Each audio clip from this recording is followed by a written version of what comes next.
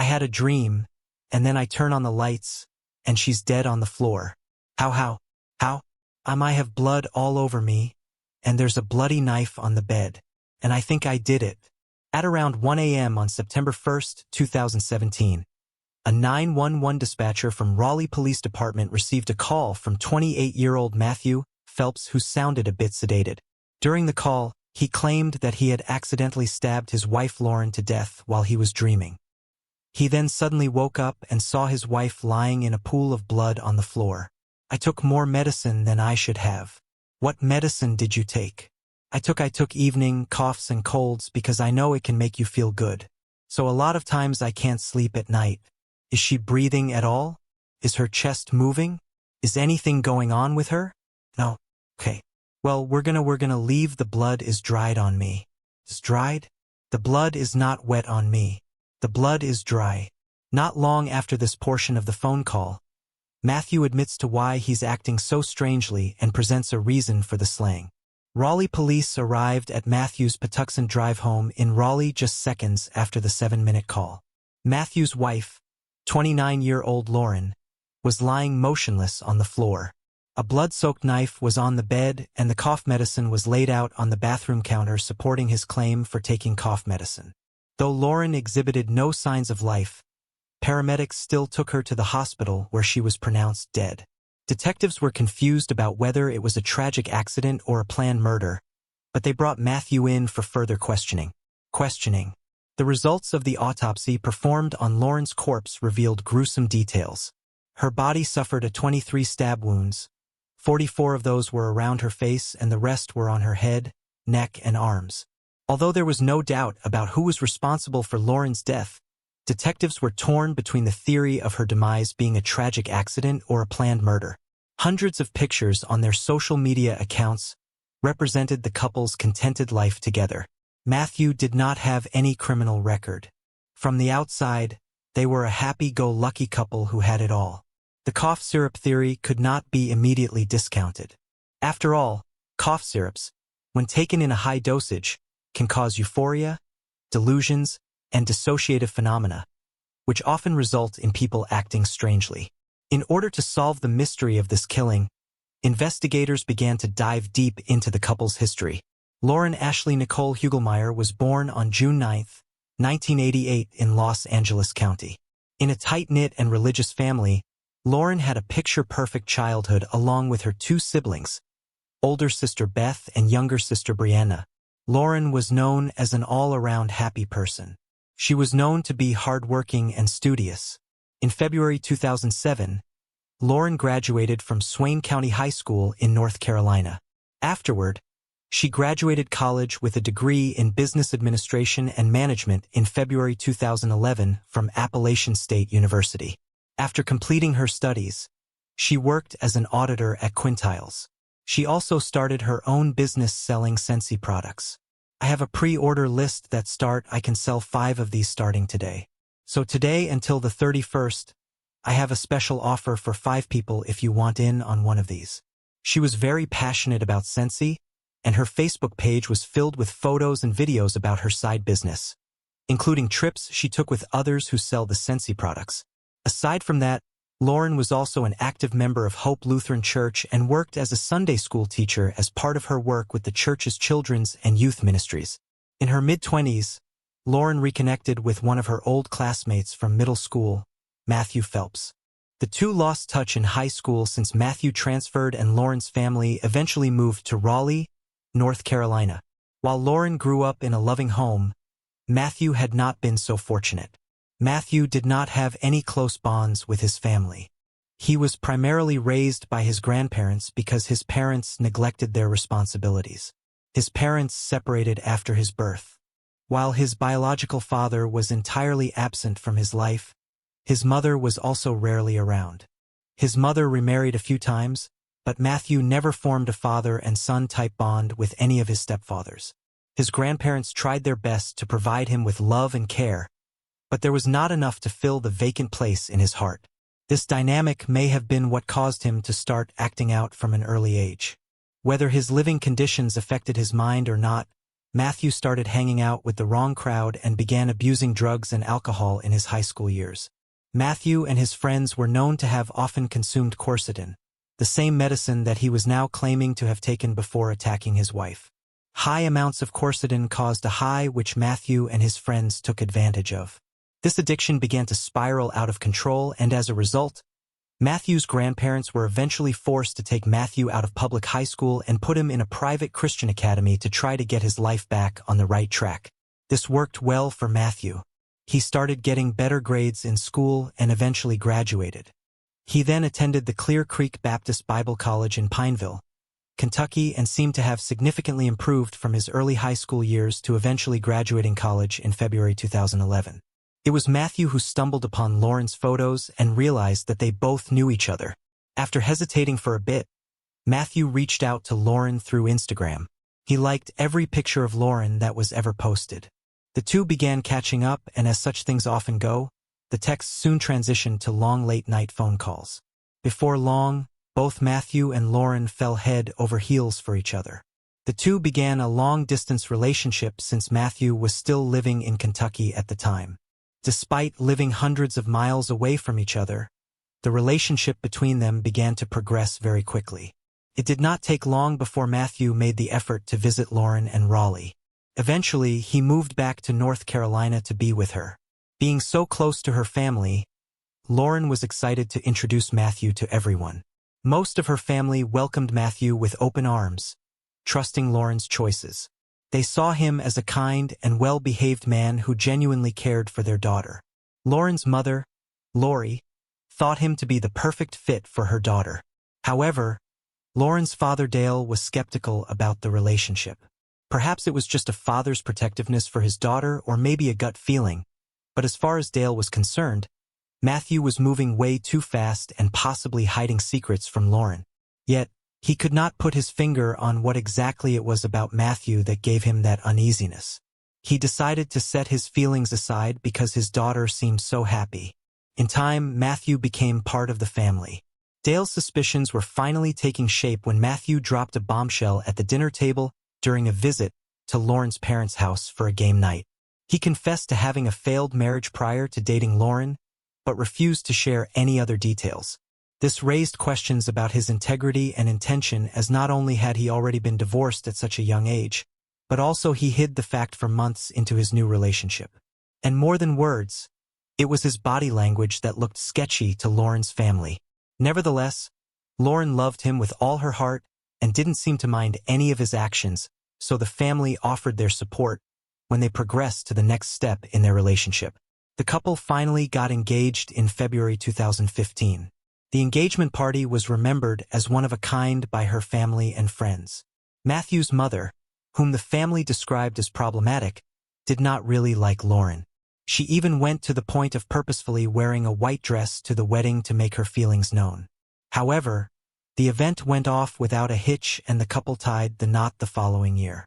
The pair incorporated the Star Wars theme in their wedding since they were both huge fans of the franchise. Both Lauren and Matthew seemed to be on top of the world as they started their new journey together. For Lauren, married life was a dream come true. She had her own house, a job that she put all of her efforts into, and a husband who always knew how to make her smile. However, the dream marriage soon began to transform into an ugly reality as Matthew began to show his true colors just a few months into their marriage. Matthew was having a hard time finding jobs, and when he did find a job, he'd soon leave the job with little to no explanation. In addition to that, he idly spent most of his time playing video games while Lauren had to work multiple jobs to run the household. According to Lauren's family, whom she often confided in, this put a strain on their finances. But that wasn't the only factor putting financial strain on Lauren. Matthew was overspending on fancy electronic gadgets and gaming equipment while Lauren was focusing on tightening their purse strings. He spent $1,200 on iTunes and Xbox subscriptions for his video gaming. He'd even go to the extent of stealing money out of Lauren's purse if she ever refused to pay for his frivolous lifestyle.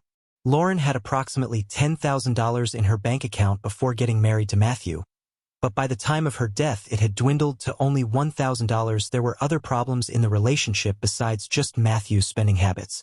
while visiting Matthew's family home with them 6 months after the couple got married. Not only did his mother give Lauren the cold shoulder, but she and Matthew fought the whole time. She felt like an outcast in their home. Naturally, the reasons behind most of the fights were in regard to Matthew's money-spending habits, which prevented them from pursuing things they wanted to do together. As mentioned earlier, the couple was a big fan of Star Wars, and they were trying to save money for a trip to Disney World. However, Matthew would spend whatever little was saved on his own selfish habits, never allowing the couple to get ahead. Additionally, Lauren was suspicious that Matthew had had an extramarital affair with their neighbor, whom Matthew regularly spent time with. There was an instance when Lauren was on the phone with her elder sister Beth while cooking dinner for Matthew. After coming back from work, he went out to hang out with the neighbor and left a text for Lauren stating that he was having way too much fun with the neighbor and that Lauren should have dinner without him. Although Matthew spent a lot of time with their neighbor, he was extremely possessive of Lauren. There were multiple fights regarding a man at their church who Matthew thought was hitting on Lauren. Matthew distrusted Lauren, which caused even more distance between them. Matthew justified his insecurities by recounting the story of how his ex-wife left him after meeting another man on a missionary trip. For obvious reasons, his justifications would not solve anything as their relationship was on a downward spiral. Lauren had opened up to loved ones on multiple occasions about her desire to leave her controlling husband less than a year into their marriage. However, because of her religious beliefs, she was adamant about making the marriage work and tried to push divorce to the back of her mind as a last resort. Despite all of their issues, Lauren still tried to present a perfect marriage to the outside world. On every platform of social media, she continued to post pictures and videos of themselves, accompanied by sugary sweet captions expressing their love. Yet that was in stark contrast to what was actually happening behind closed doors. Eventually, Matthew decided to go back to college to become a pastor for their church in an attempt to keep their marriage afloat. However, Lauren was not significantly impressed with this effort. In fact, fed up with his inconsiderate and immature behavior, Lauren was finally on the verge of leaving Matthew, but she would never have the chance to follow through with that decision. Instead, she was brutally murdered by her husband in their marital bed. With all this history, it did not take long to put the puzzle pieces together. They all concurred that everything about the crime scene looked way too staged. Not only were the knife and the coffer perfectly set out in certain positions, but Matthew had almost no blood on him aside from some on his shoes and a few drops on his shirt. This was not consistent with someone who had stabbed a person 23 times. It looked as though Matthew had attempted to clean himself up, which contradicts his claims of being in a delusional state. Luminal tests performed around their apartment showed that there were traces of blood everywhere which had been cleaned up before authorities could see it.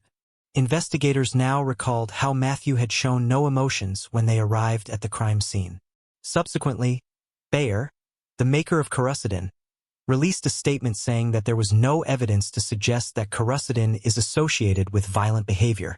Additionally, a medical report suggested that at the time of the murder, his body contained a very low amount of the drug, and it was unlikely to have impacted his reasoning at all. However, Matthew opted to stick to his alibi about the cough syrup and did not change his story. So, investigators started digging deeper for more evidence. Upon delving further into Matthew's motives, the investigators found a journal where he wrote about all the troubles he was having with Lauren. He went on and on about his low esteem and insecurities in his relationship with Lauren. Despite Lauren's best efforts, Matthew never felt he fit in well with her family. The neighbor with whom Lauren had suspected Matthew of having an affair with told police that they were just friends and bonded over their struggles with anxiety and depression. She also shared that as they continued spending time together, Matthew began talking about more morbid subjects such as suicide and death. Perhaps he intended to get his hands on the licensed and concealed gun he knew she had in her home. Additionally, after gaining access to his phone, investigators discovered his concerning search history. He had searched for odd things, such as how loopy does quercetin make you? Or have other people been high from quercetin? Looking solely at these Google searches, one could surmise that this murder was premeditated, and he was already planning on using the cough medicine as a defense. However, this circumstantial evidence was not enough to build a solid case against him. Yet soon another discovery came to light. Matthew had a secret Instagram account at Marty_Radical where he posted dark images from the movie American Psycho and pictures of him dressed as Patrick Bateman, the lead character of the movie. Apparently, Matthew was obsessed with serial killers and expressed to a friend that he was curious about what it would feel like to kill someone. Right before he murdered Lauren, he posted an Instagram photo with a caption saying, "Everyone thinks I'm a serial killer. #found an angel to kill." The account contained numerous posts that discussed the devil and demons. Finally, it was time to bring the matter to trial. Prosecutors were confident that they had enough evidence to implicate Matthew and his wife's intentional murder. However, Matthew's defense argued in court that this wasn't in Matthew's character, and that he was in an unstable and depressed mental state when the murder occurred. With everybody so that we can all together get to the bottom of this really significant tragic. To support the claim, they presented a few letters from Matt's co-workers to the judge insisting that this was not in Matthew's character. The prosecution brought Matthew's ex-wife to the stand. Contradicting Matthew's previous claims of her cheating on him, she revealed that it was Matthew who cheated on her multiple times throughout their marriage. Like Lauren, she seemed to have similar issues in her marriage to Matthew. These included Matthew not working, spending way too much money, and not contributing anything to their dreams together, which ended up causing the separation. Matthew ultimately accepted a plea deal and pleaded guilty to first-degree murder to avoid the death penalty he was initially facing. In completing guilty to one offense, that's the offense of first-degree murder. It is a felony that carries the maximum penalty of death or life without the possibility of parole. Do you understand that? Yes, sir. Do you personally plead guilty to the charge I just described? Yes, sir. And did you, in fact, murder your wife, Lauren Hugelmeyer Phelps, by stabbing her multiple times? Yes, sir. The matter finally came to a conclusion on October 5, 2018, when Matthew was sentenced to life in prison without the possibility of parole. After sentencing, Matthew read an apology to Lauren's family.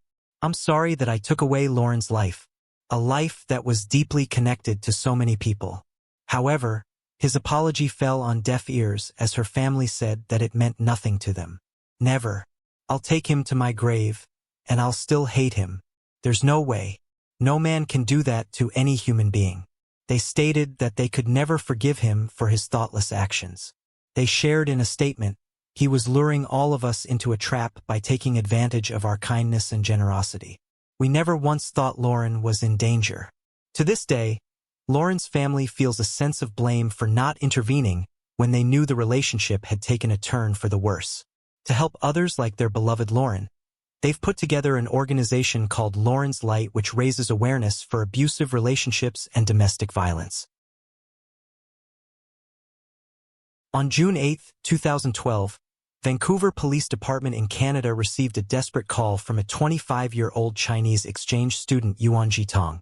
The caller said that his mother, 47-year-old Lian Jigua, who was there visiting him, went missing just one day before she was supposed to return to her home country of China. She was particularly vulnerable because of her inability to speak or even understand English, her native tongue being Cantonese. Lianji and her husband, Tang Juehe, went to Vancouver, Canada 20 days prior to visit her son, Yuan Shirtang, who was studying at Douglas College in Canada. They rented a B&B and made lots of plans for the three of them to spend time together as a family. Yuan was excited to show his parents around his new city. After a wonderful visit with their son, it was time for Tang Zuihe and Lianji to go back home. They had a flight scheduled to China on the afternoon of June 7, 2012. According to Yuan's statement, on the morning of their flight, Yuan made his way to the rented apartment to pick up his parents to go to the airport, but his father was still sleeping. As there was still plenty of time, Yuan decided to let him sleep in and took his mother for breakfast at a restaurant. After breakfast, they returned to the B&B where he began loading all of their luggage into his car. He could see his mother watching him from the window as he was loading the luggage. He stated he then went to a nearby mall to make a purchase. But shockingly, when he returned, his mother was nowhere to be found. Yuan woke his father up to inquire about his mother's whereabouts. Initially, they weren't all that concerned. They assumed that Luanji had just stepped outside for a minute and couldn't have been very far. After unsuccessfully trying to reach her by phone, they waited for some time, expecting her to come back. After a few hours, when she did not show up, they went to look for her. They searched around the city for quite some time with no luck.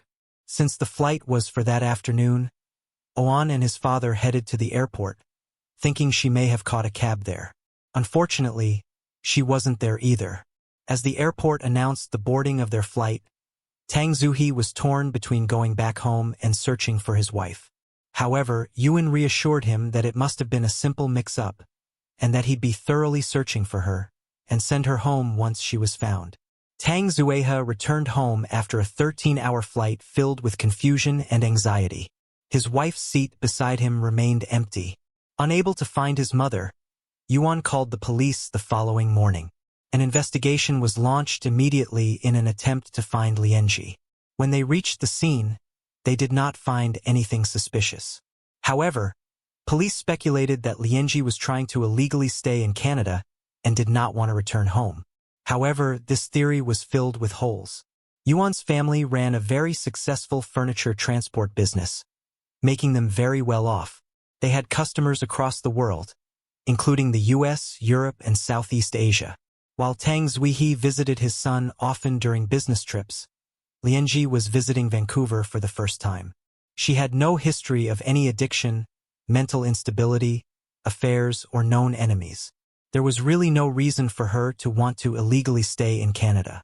This theory was eventually thrown out when Lianji's belongings, including her money, passport, and handbag, were discovered in Yuan's car. Fearing that she may have been abducted by someone, Yuan set out on a mission to find his mother. He handed out flyers with his mother's picture and details. He also gave interviews and held press conferences to spread awareness about his mother's disappearance in hopes of getting significant information. His father soon returned to Vancouver to assist in the investigation and search for his wife. The public, especially the Chinese community, was moved by the story of the father and son who were desperate to find their loved one. Many locals volunteered in the search efforts. Meanwhile, the police continued their investigation. But for days, the search yielded no results. There were no ransom calls, which weakened the theory of kidnapping. At this point, when several days had passed with no new leads, cops were considering a much more sinister outcome. As a last resort, police began to look at this case from a different angle. They started looking closely at the family members. As they dug deeper, a strange piece of information caught their attention. Oddly, Juan had rented an apartment in the same B&B in which his parents were staying, but failed to ever mention this to authorities. All this time police believed Joaquin was living in his own apartment and came to visit with his parents from time to time during their stay. Now it looked as though he was staying just next door to them the entire time. When police questioned Joe and regarding this, he simply said, "You didn't ask me. I didn't say." Upon further questioning as to why he rented a room in the B&B when he already had a rented apartment nearby, he justified it by saying he intended to spend as much time as possible with his parents. Although this bit of information did not prove that Yuan had anything to do with his mother's disappearance, his nonchalant attitude was enough to raise suspicion. Investigators also noticed that Yuan was also trying to downplay his English-speaking skills, avoiding some questions along the way, which also seemed strange considering his 6 years of study in Canada. At this time, investigators started to look at Yuan as a person of interest. There was another anomaly in his story. He first told the police that his mother was alone and went missing from the B&B, but later changed his story and said they went to have breakfast and from there she went missing. He again changed his story later and said she was in his apartment and disappeared from there. Shocked by Yuan's lies, Tang Zuihe asked him why he would do such a thing. Yuan told him that he did this to save his landlord from legal trouble, since his landlord illegally divided the rent, and had done him a favor by not calling the cops into his apartment. Though the excuse sounded lame, Tang Zui wanted to put all his efforts into finding his wife instead of arguing with his son. But police started digging deeper for clues. They interrogated the tenants in the B&B in Richmond, Vancouver, and they all said that the family got along really well. They hit a dead end, unable to gather any evidence.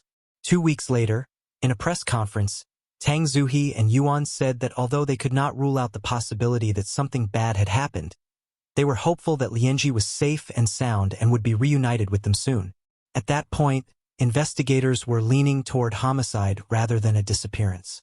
With hopes of finding remains or any evidence, they beefed up their manpower and began sweeping the nearby wooded areas, but to no avail. Despite all efforts, there is practically no progress in the case.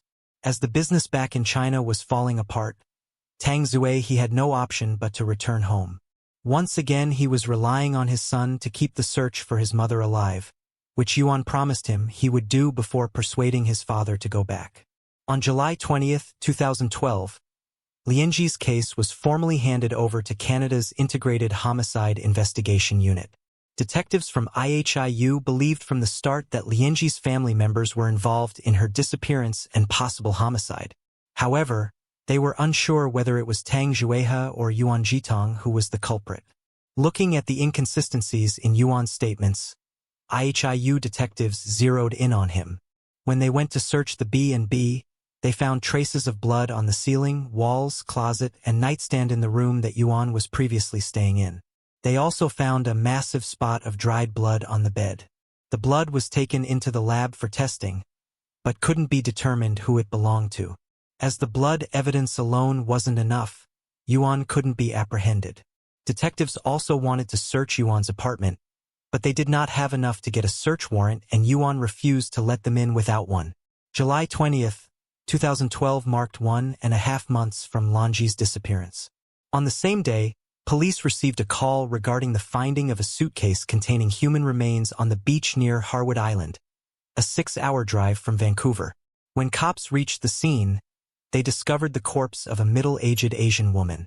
Looking at her clothes, police immediately thought of the missing Lianji Gua. An autopsy later confirmed this. The results suggested that she died from multiple blows to her head. In her spine, 5 steel nails marked with Chinese words were found, which was consistent with the characteristics of Lianji, as she had spinal surgery recently. When genetic tests were performed, the corpse was officially identified as 47-year-old Lianji Gua. Unfortunately, there was no surveillance cameras in the areas where her body was found and therefore no way to know who left the suitcase on the beach. Meanwhile, RCMP took over the case and strategized to go undercover. They neither went public with the discovery nor did they inform Yuan. At the start of August 2012, an undercover female police officer of Chinese descent contacted Yuan and said she had some information about his mother. The Cantonese-speaking officer met Yuan at a local Starbucks and informed him that she had found his mother's body inside a suitcase by the sea, but she hadn't informed the police. She was willing to get rid of it if Yuan paid up. Although Yuan denied any connection to his mother's death and wanted to get away, the officer further insisted that she was going to give him 2 days to think about it. If not, she was going to the police. Yuan called her up that night to accede to her demands. In the next meeting, she introduced him to 2 more undercover cops, who told him that getting rid of a body was easy enough for them, provided he gave them money. They claimed that one of their team members was dying from cancer, and could be the fall guy if all the details of the murder were supplied to them. But Yuan had no money to give them, so he made a shocking proposal. He said if they killed his father, he'd inherit everything, and then he could pay them. The undercover cops agreed to his plan as well, but demanded to know the details.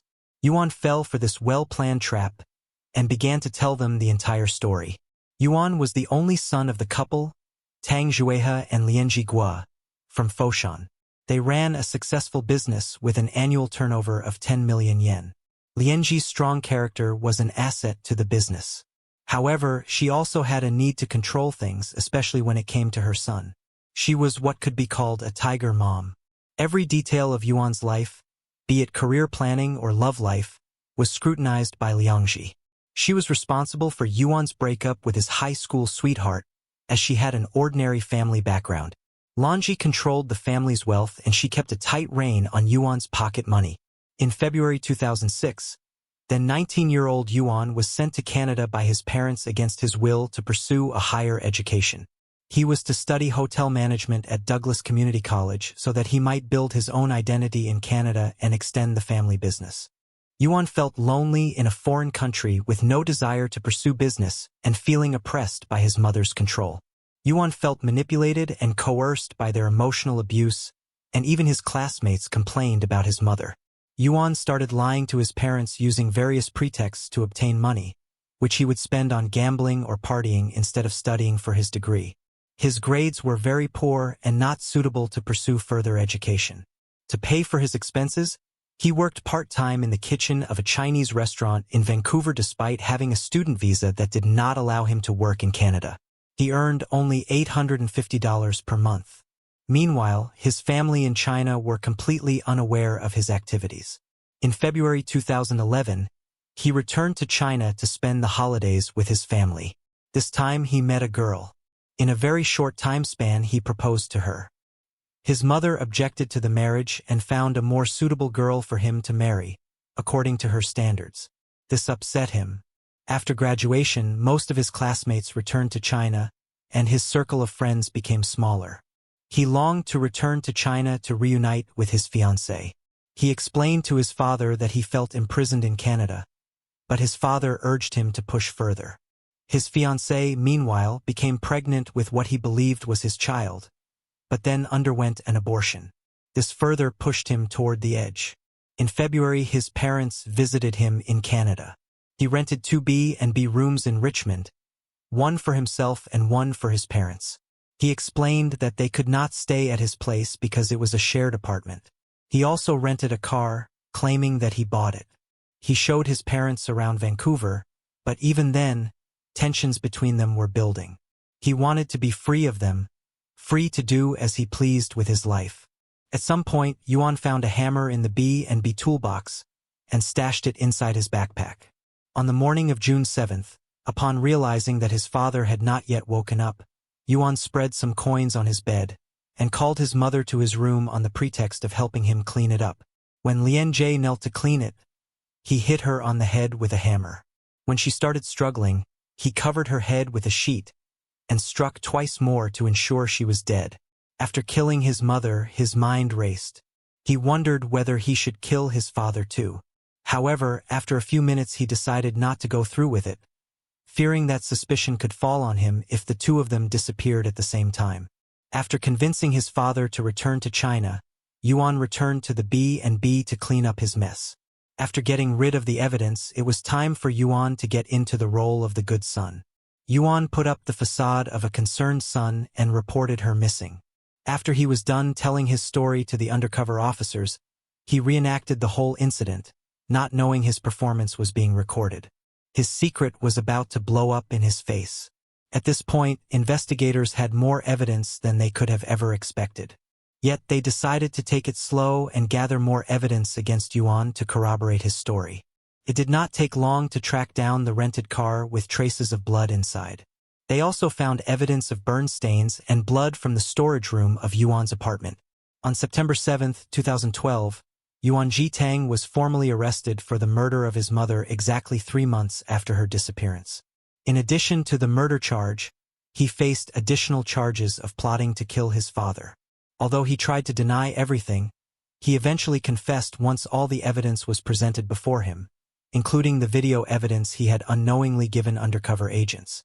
Life turned upside down for Tang Zuihei in the blink of an eye when the news broke in China about Yuan's arrest, which prompted his immediate return to Canada. He couldn't believe that his son was capable of murdering his own mother. Yuan, on the other hand, showed no remorse.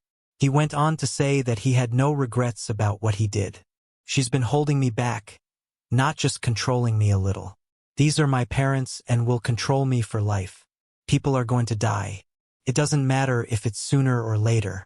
It was later discovered that Yuan had been planning to kill his parents for a long time. He waited for them to come to Canada because this country had no death penalty. He was also skeptical if Canadian police would be capable enough to solve a crime so twisted. As it turned out, he overestimated his intellect as much as he underestimated Canadian law enforcement. Shockingly, despite Yuan's horrific deeds and plotting, Tang Zuihei stood by his son during the trial. He not only forgave him, but invested a lot of his fortune in Yuan's legal aid. His reasoning: he already lost his wife and couldn't afford to lose his only son too, despite all of his wrongdoings. In one of many jail visits with Yuan, he stated, "No matter how wrong you are, I will forgive you. Your mother is gone. If you die, I don't want to live." Somehow, Tang Zui, he was certain that his wife would understand his reasoning while watching over them from heaven. In court, while testifying as a prosecution witness, he begged for leniency for his son, saying that Yuan was a good man before their strict parenting ruined everything. However, the court seemed to differ as they found him guilty after a lengthy trial. Finally, on February 2, 2015, the Supreme Court of Canada handed down the sentence of life in prison to Yuan Jitong for the second-degree murder of his mother and attempted murder of his father, with parole eligibility after 17 years. This complex case of control and betrayal remains one of the most controversial and disheartening in recent Canadian history. In the end, the culprit faced justice, but a family was forever destroyed. Born on July 4, 1980 in Erkelenz, Germany, Nicole was raised by her mother, Angelika Tegelmeier.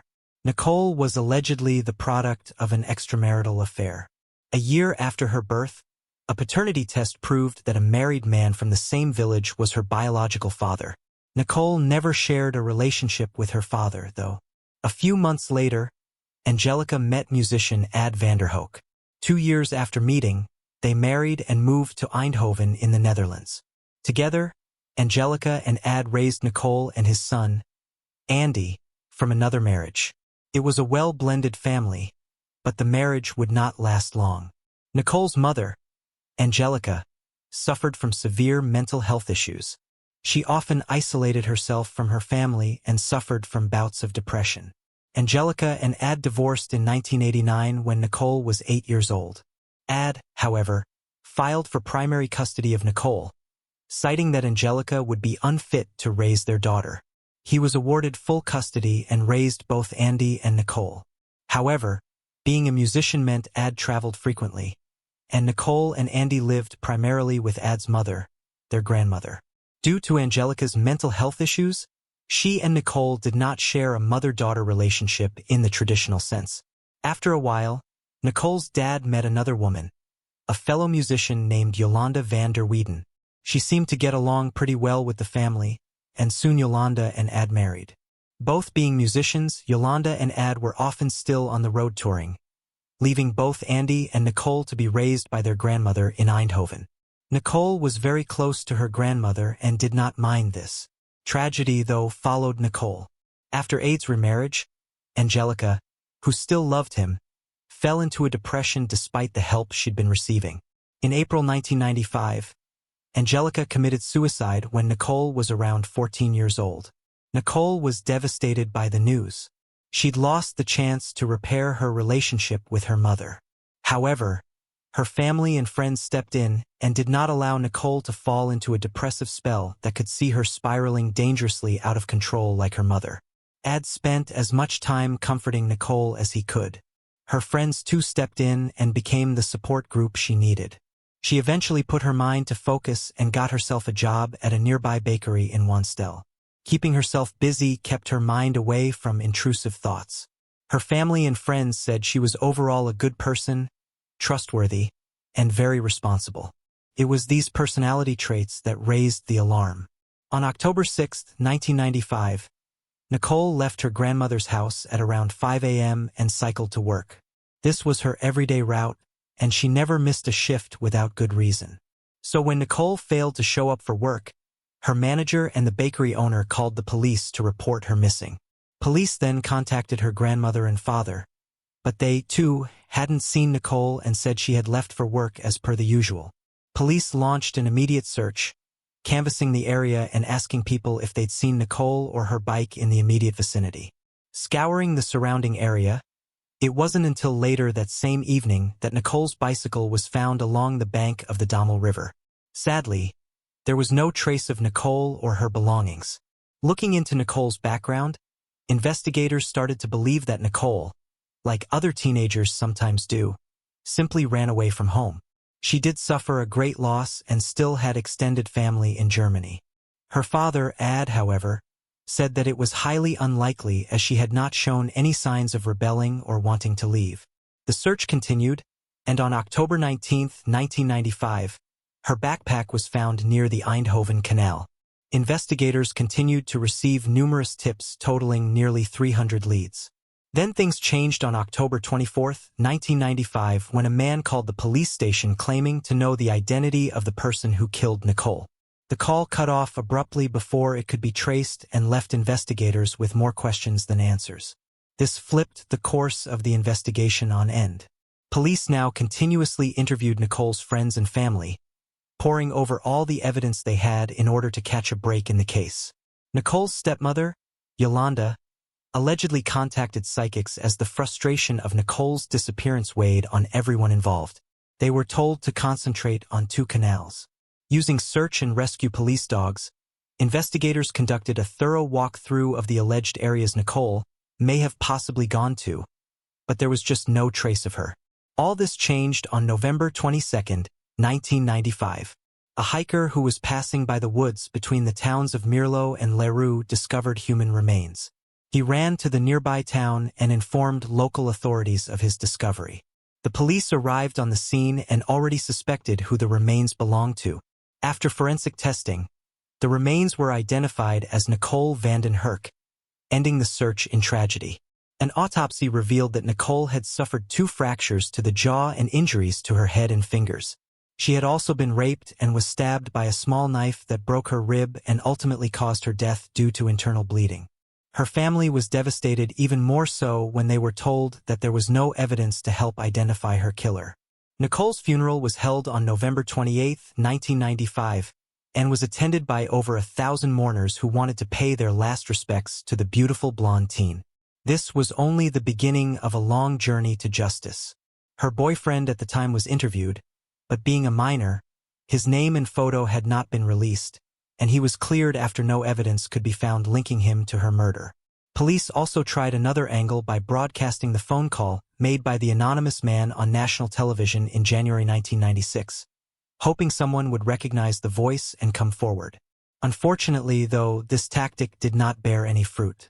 The case was getting cold fast until police discovered yet another lead. A friend of the Van den Herk family, Celine Hartogs, was arrested and detained in Miami in February 1996 for drug trafficking.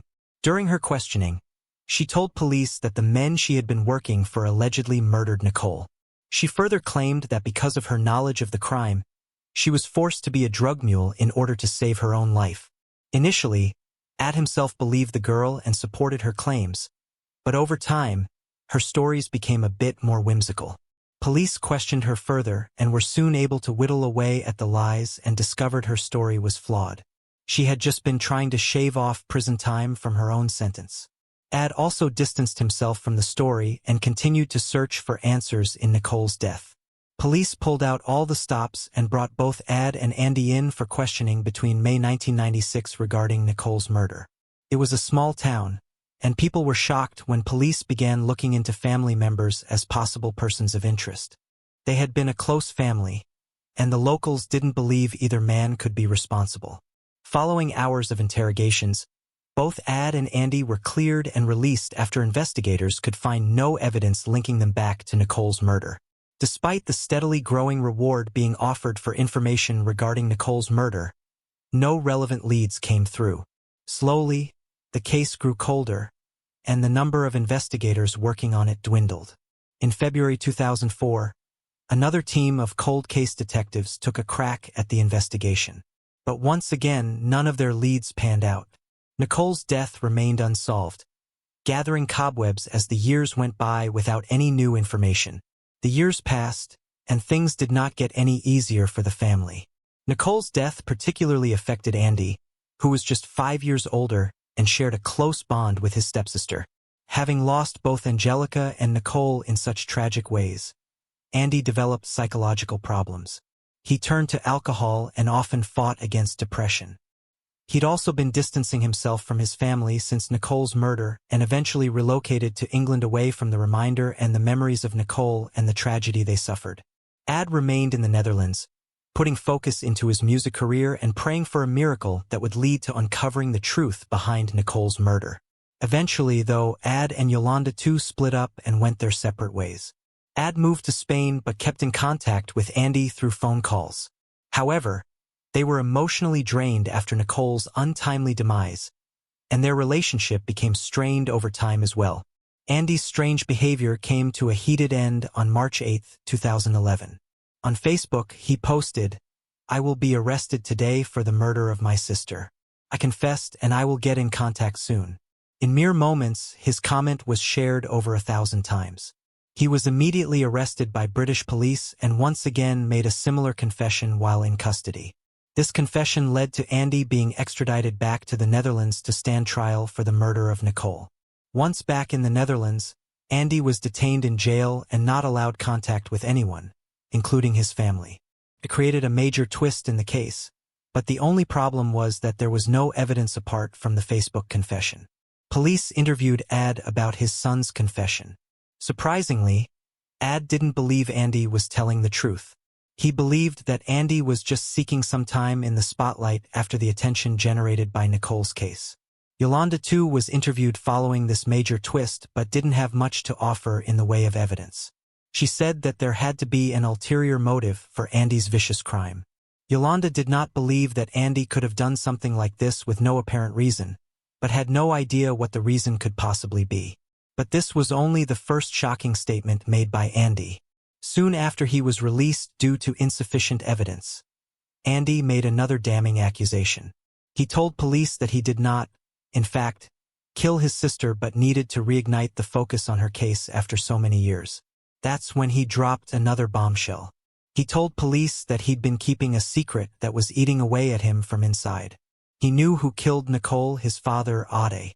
Andy went on to make serious allegations against Ad, claiming that he'd raped Nicole and she'd become pregnant. In order to cover up his crimes, Andy claimed, then killed her to keep it a secret. Dumbfounded by Andy's accusations, Ad said he could not believe that Andy would think he was responsible for Nicole's murder. Andy said that he loved Nicole as if she were his own daughter and never wished any harm upon her. These accusations added to the fact that both Ad and Andy were, at one point in the investigation, persons of interest, led authorities to exhume Nicole's body to conduct further DNA testing. On September 9, 2011, Nicole's body was exhumed and sent off to the Netherlands Forensic Institute. The whiplash created by Andy's confessions put added scrutiny on investigators to leave no stone unturned until they got to the bottom of the case. During the examination, 3 different DNA profiles were compiled from a single trace of sperm. The case was therefore reopened at the February with scientists turning to forensic specialists from New Zealand. With the help of the Institute of Environmental Science and Research Facility, ESR, based in Auckland, New Zealand, scientists were able to separate and test the different DNA samples found on Nicole's body. Afterwards, a mathematical and statistical approach was used to determine a true positive match based on which DNA profile appeared more prominently over the other. The 3 DNA samples were identified as male, and now it was up to Dutch investigators to go back and test the results against those of the suspects, which included Ad and Andy. One of the samples belonged to Nicole's then-boyfriend, who was ruled out due to a solid alibi from previous interviews. The second profile was allegedly unknown. However, in some reports it was said to be Andy's. Police never confirmed those reports. The third profile yielded some interesting results. On January 14, 2014, 46-year-old Jos de G was arrested at his home in Helmand, a city in Eindhoven. Finding his DNA on Nicole could have meant anything, but police were not giving up so easily.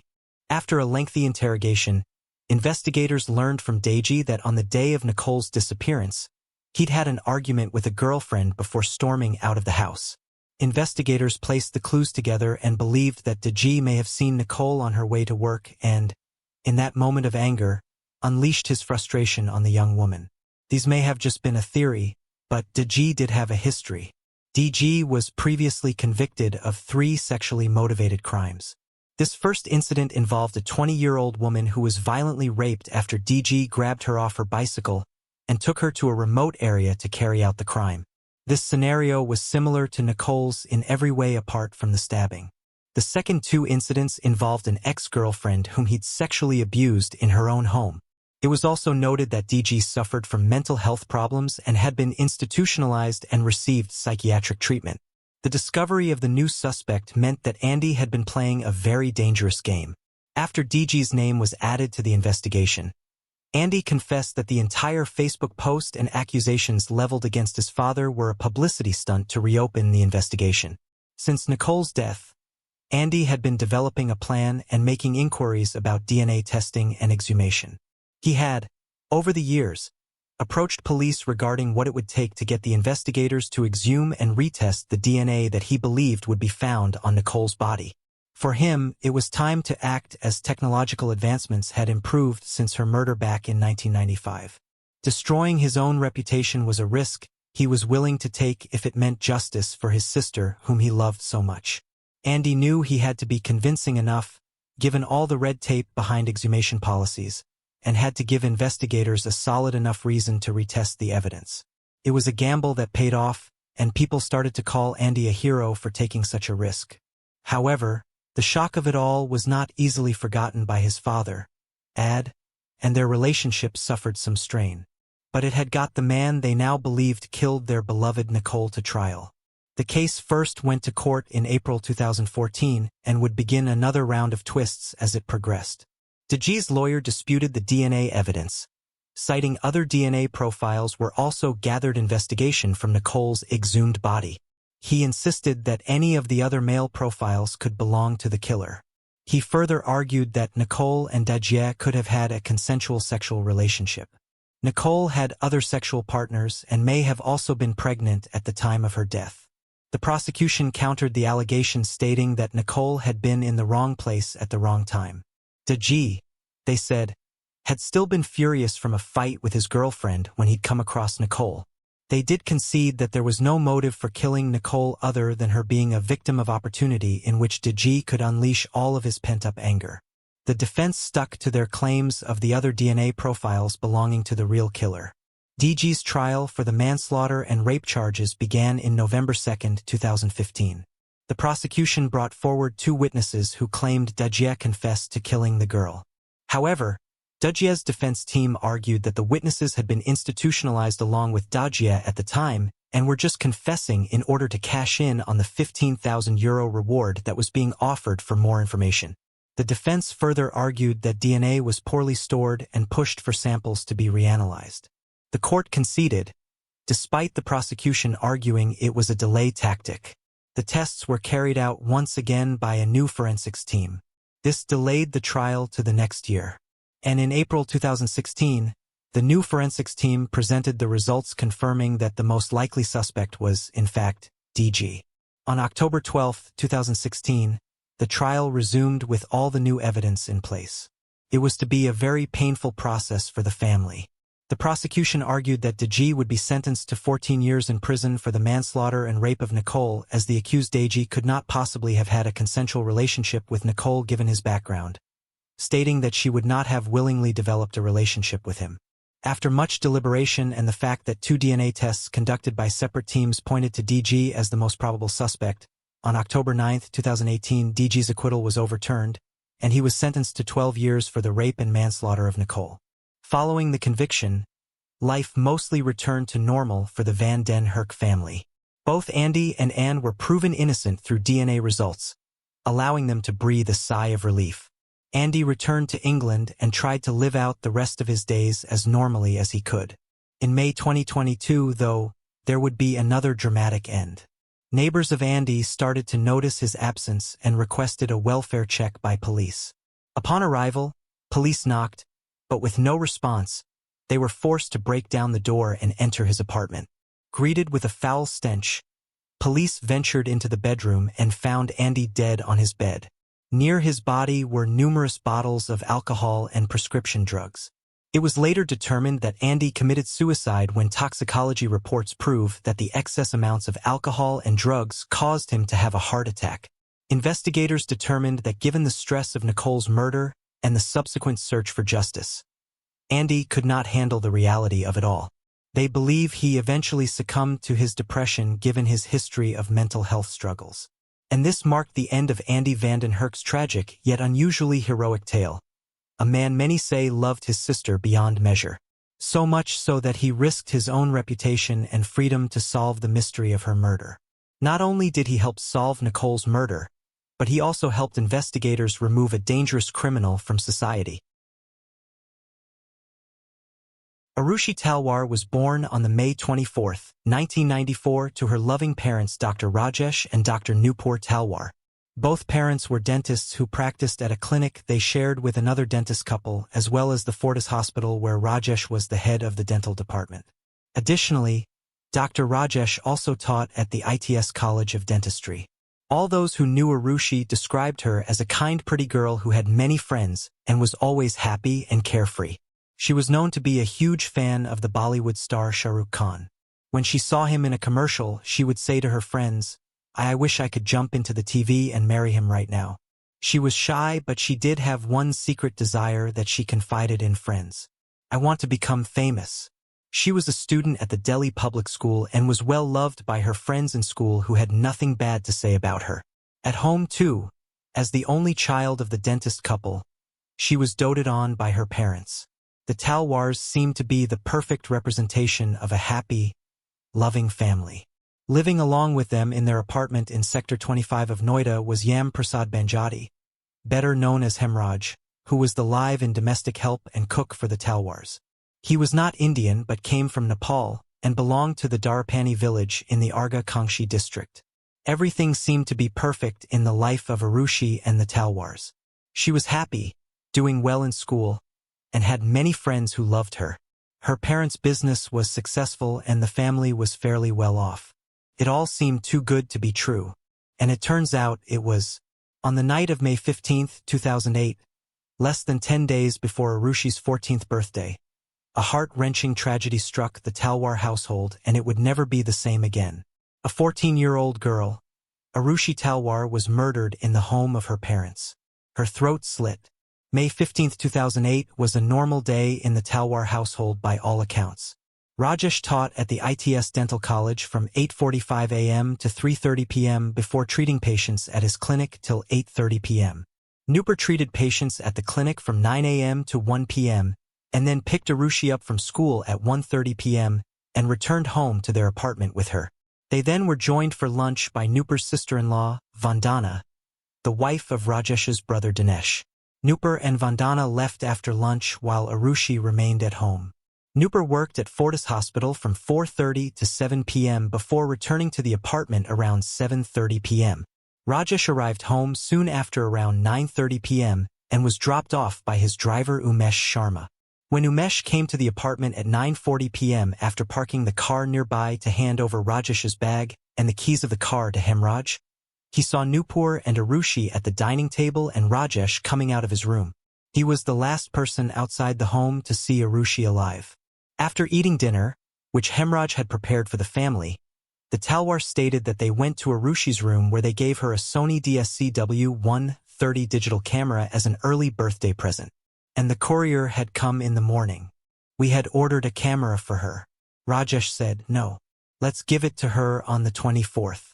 And I said, it's her birthday party. 3 days she can take pictures. The camera had arrived by courier earlier that day. And despite Rajesh wanting to wait for Arushi's birthday to give it to her, he was persuaded by Nupur to present it to her that night as an early birthday surprise. Arushi took several photographs of herself and her parents, the last one being recorded at 10:10 p.m. Afterward, her parents retired to their room for the night while Arushi remained in her own room. Around 11 p.m., Rajesh asked Nupur to go turn on the Wi-Fi, and because the router was in Arushi's room, she had to enter it again. According to Nupur, when she did, Arushi was fine and was reading Chetan Bhagat's The 3 Mistakes of My Life. Nupur says she returned to her own room after switching off the router. Around this time, Rajesh answered a call on the landline which indicated the ringer was on. He then served some dentistry sites and his stock portfolio until 11:41 p.m., which was the last time his laptop showed internet usage. However, the last use of the internet router was at 12:08 a.m. At around midnight, and Mal, a friend of Arushi's, called her cell phone. When she didn't answer, he tried the house's landline, But again there was no answer, which was strange as Rajesh had used it only an hour ago when he answered his call. He then sent her a text message at around 12:30 a.m., but this never reached her phone. The exact events after this time remain unclear, and investigators are still unsure as to what exactly happened between 12 and 6 a.m. in the Talwar household. However, the events of the next morning have been very well documented. On the morning of May 16, 2008, the family's housemaid, Bharati Mandel, rang the doorbell of the apartment at around 6 a.m. She had only been employed by the family for about 6 days, and usually, Hemraj would open the door for her in the morning, as Nupur and Rajesh tended to sleep in a bit longer. However, this morning, no one opened the door even when she rang the bell twice. Confused, she tried to push on the outermost door as it sometimes jammed shut, but it did not budge. When she rang the bell a third time, Nupur opened the innermost door. She then told Bharati that the middle grill door was locked from the outside and explained that Hemraj had probably locked it from the outside when he went to purchase milk for the morning. She initially asked Bharati to wait outside until Hemraj returned, but Bharati did not want to wait, so she said she'd go downstairs so Nupur could throw her the keys for the gate from the balcony. Nupur then called Hemraj's phone to see where he was, but the call was cut off. When she tried to call him again, his phone appeared to be switched off. In this time, Barath had gone downstairs and Noapur called out for her to check if the door was only latched, not locked. But Bharathi insisted she throw down the keys anyways so she'd not have to take the stairs again, and Nupur did so. While this was happening, Rajesh too had awoken and left the bedroom. When he entered the living room, he saw a nearly empty whiskey bottle on the dining room table with bloodstains on it, which worried him. He asked Nupur who had left the bottle there, and when she did not know, in a state of panic he asked her to check Arushi's room. The door of Arushi's room was self-locking and could only be opened from the outside with a key when shut. But that morning the door was left slightly ajar and unlocked. When they entered, what they saw left them shocked to their cores. Arushi was lying on her bed with her throat slit. There was blood on the bed, walls, and floor. Her body had been covered with a white flannel blanket, and a school bag had been placed over her face to cover the injuries on it. Rajesh started screaming in panic, while Nupur remained quiet in stunned silence out of the pure shock at what she was seeing. Meanwhile, Bharati returned to the outermost gate. She pushed it and it opened without the key. She found that the middle door was latched but not locked. She opened the latch and walked in. On entering the apartment, she saw that both Rajesh and Nupur were in tears. Rajesh loudly accused the missing hemorrhage in front of her, exclaiming, "See what hemorrhage has done." She was then shown Arushi's body and room by Nupur, but did not enter it. Unsure of what to do and how to console the grieving parents, she rushed out of the house and informed the neighbors as to what had happened. The Talwars too called their family and friends to tell them of the tragedy that had befallen them. In all of this, the police were not informed until Punish Ray Tandon, a neighbor who lived one floor below the Talmars, asked the apartment security guard, Virendra Singh, to inform the police. The upstate police arrived at the house by 6:50 a.m. on the morning of May 16th. But by the time they'd arrived, the crime scene was in absolute chaos. Neighbors, close friends, and relatives had all arrived, having been called by the Talwars who told them of the murder. Over 20 people were present in the living area and the Talwars' bedroom.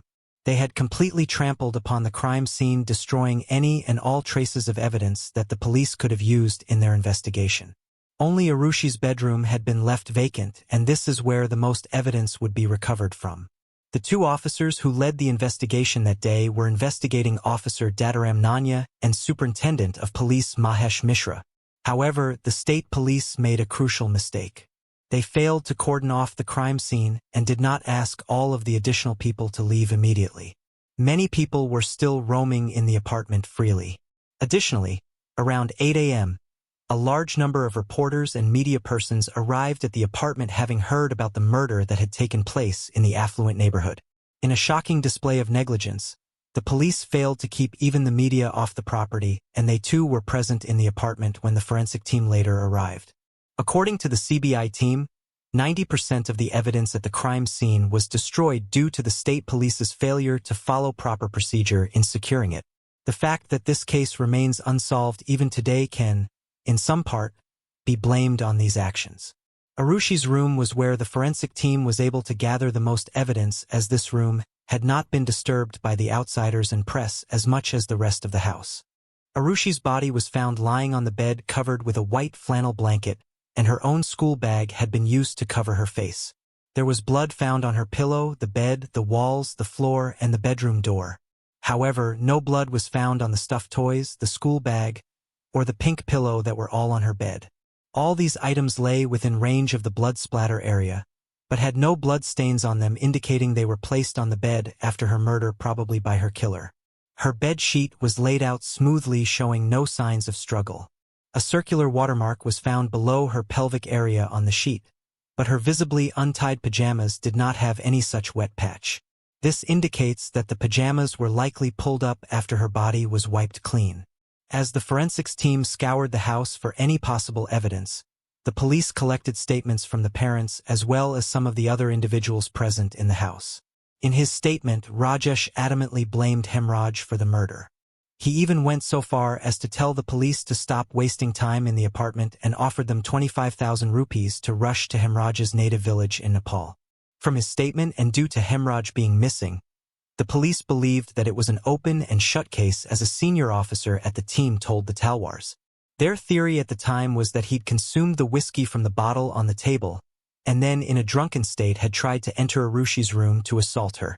When she resisted, he hit her with the blunt edge of his kukri, a traditional Nepali knife, before cutting her throat and escaping. The police announced a 20,000 rupee reward for anyone with useful information that could lead to Hemraj's capture. At around 8:30 a.m., Arushi's body was taken for an autopsy to see if any other evidence could be found. A part of Arushi's blood-stained mattress was cut out and sent to the forensics lab along with her pillow, bedsheet, and clothes. Vikas Sethi, a pharmacist who worked with the Talwars, later stated that he, along with 3 other individuals, had wanted to dump the remaining part of the mattress on the terrace but found it locked. When they asked Rajesh for the key to the terrace, he disappeared for a long time and then later told them he could not find the key. As they did not want to break down the door, the men threw the mattress on the neighboring terrace. Arushi's body returned home at 1 p.m. on May 16th. The body was brought home and laid on ice slabs in the living room. It was taken for cremation at 4 p.m. on the same day after the police confirmed that the body was not needed for any further examination. According to the Talwars, who were later accused of being in a hurry to cremate the body, it was decomposing fast and the family elders were pushing for cremation. The police later also said that the Talwar staff were very hasty in cleaning Arushi's room. In the Talwar's defense, their pharmacist, Vikas Sethi, told the court that he had received permission to clean the house from the police personnel and a lady constable present at the crime scene. According to the CBI, when the post-mortem report was being written between 3 p.m. and 6 p.m. on May 16th, a series of telephone conversations took place between Dinesh Talwar, Dr. Sushil Chowdhury, Dinesh's friend and the chairman of the iCare Eye Hospital, and K.K. Gautam, retired deputy superintendent of police. K.K. Gautam, while deposing at the CBI court later in February 2012, stated that Chaudhary had requested that he get any references to a sexual assault removed from the post-mortem report, but he refused to oblige.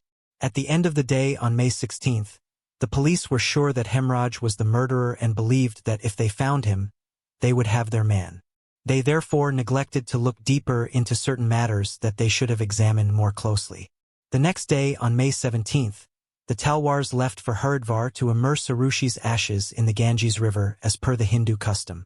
While they were gone, visitors continued to pour into their household, which was being managed by Dinesh, to offer their condolences. One of these visitors was retired police officer K.K. Gautam, who had been asked by one of the couple's friends to come to the house. When he arrived at the house, Gautam examined the rooms of Arushi and Hemraj. He was then shown the bloodstains on the terrace door handle by Dinesh. Dinesh asked him if he could get the terrace door unlocked. Gautam then called SP, Superintendent of Police, Mahesh Mishra, who was in charge of the investigation, and told him that the lock needed to be broken. Mishra promised that he'd pay a visit to the crime scene himself and in the meantime, sent the station officer, Dataram Nanaria, to the apartment. The key to the terrace was still missing. In the end, Dataram Nunaria broke the lock and the group went on to the terrace for the first time since the murder. The first thing they saw were the bloody track marks as if a body had been dragged across the terrace. Then, to their horror, they saw a body lying in a pool of blood. It had been there for so long that it was no longer recognizable in its advanced stage of decomposition. They also found a smudged bloody handprint on the wall of the terrace and a bloody footprint from a size 8 or 9 shoe. A double bed cover had been draped across the iron grill that separated the Talwar's terrace from the neighboring terrace where Arushi's mattress had been dumped the previous day. Dinesh Talwar couldn't identify the body, so he called Rajesh and Nupur, who were on their way to Haridwar, and asked them to come home. When the couple returned to the home, Nupur didn't enter the house. Instead, she sat in the car with Arushi's ashes as she considered it inauspicious to take the ashes inside. Rajesh was the one who went upstairs to identify the body. He told the police that he couldn't be sure that the body was that of Hemraj due to the injuries and the decomposition. Rajesh and Nupur then resumed their journey to Haridwar to immerse their daughter's ashes. Later, a friend of Hemraj identified the body as his. An autopsy of Hemraj's body was conducted that night by Dr. Naresh Raj. Not much information is available about Hemraj himself except that he was from the Darpani village in the Agrakanchi district of Nepal and had been recommended to the Talwars by a friend of his. He regularly sent back money to his family in Nepal from his earnings. The discovery of Hemraj's body greatly embarrassed the police as they had initially focused their attention solely on him as the murderer. The police were also criticized for other investigative blunders, such as not cordoning off the crime scene. The investigating officer, Dataram Naniria, was transferred on May 17. The next day, Superintendent of Police Mahesh Mishra was also transferred. After this, the angle of the investigation drastically changed. The autopsies conducted on both Arushi and Hemraj presented police with new evidence which they could use to form theories as a part of their investigations. The autopsy on Arushi found that the cause of death for her was not the slitting of the throat but rather the blow to her head by a blunt object that had killed her before her throat was cut. The blunt injury was on Arushi's forehead above the left eye. The blow caused a deep cut around 1.5 inches by 1 inch and a blood clot about 3 inches by 3/4 of an inch in her brain. The incision on Arushi's neck measured 5.5 inches by 2.25 inches. Her blood drained from the neck wounds, but there was no arterial spurting, which indicated that these wounds were inflicted on her after the blunt injuries had already stopped her heart. The February 2008 postmortem report of Arushi was written by Dr. Sunil Doer. In it, he said that Arushi's genital area had nothing abnormal detected. Thus, sexual assault was ruled out as a possibility. But at the same time, he also noted the presence of a whitish discharge at her vagina. The sample was sent for examination at the local district hospital, which reported an absence of, however. When this vaginal swab sample was sent to CBI's forensic labs, it was suspected to have been tampered with. In a shocking discovery, it was discovered later that Arushi's vaginal swabs that were sent to be tested at the Center for DNA Fingerprinting and Diagnostics in Hyderabad did not match her blood samples, which basically meant that the swabs did not belong to her. The CBI conducted a raid on the Noida District Hospital only to find that Arushi's original medical file, her pathology reports, and autopsy findings were all missing, thus ensuring that vital clues that could have led to the murderer or murderers were lost forever. The CBI could not establish whether the sample was switched in the hospital or at the police station. Later in February 2012, Dr. Doer gave a different statement saying that Arushi's privates were extraordinarily dilated, although they showed no signs of sexual assault. He also stated that her vaginal orifice was unduly large.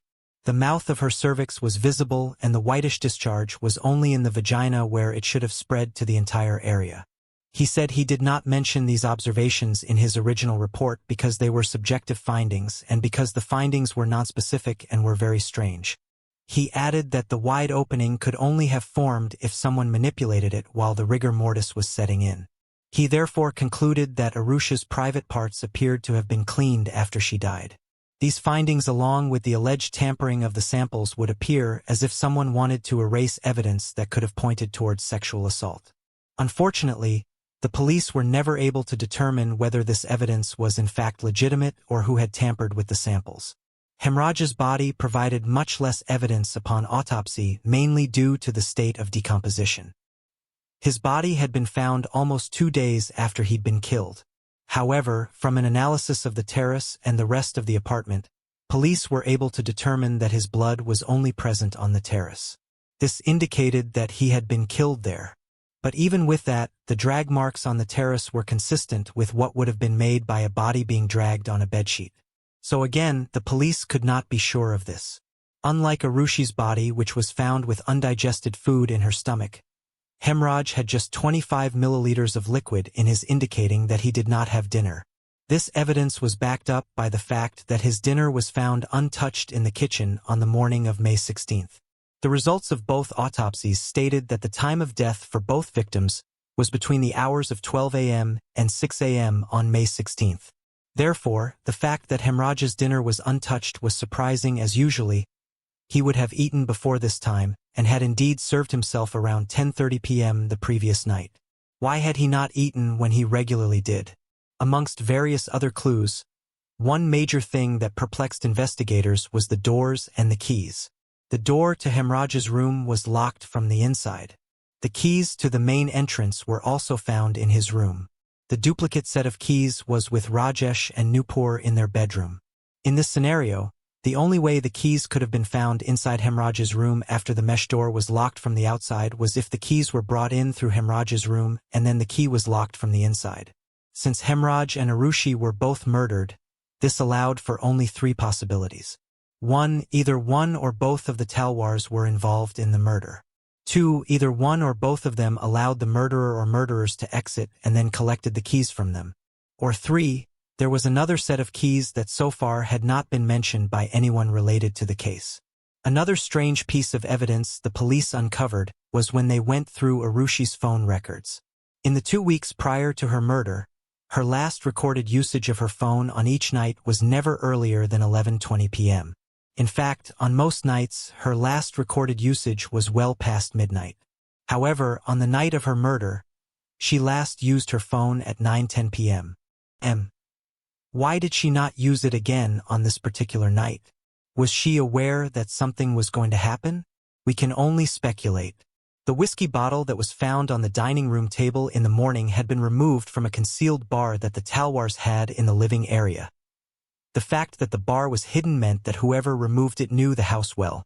The bottle was covered with blood stains of both Arushi and Hemraj, but sadly, no fingerprints could be recovered from it. Otherwise, it could have been a key piece of evidence into the investigation.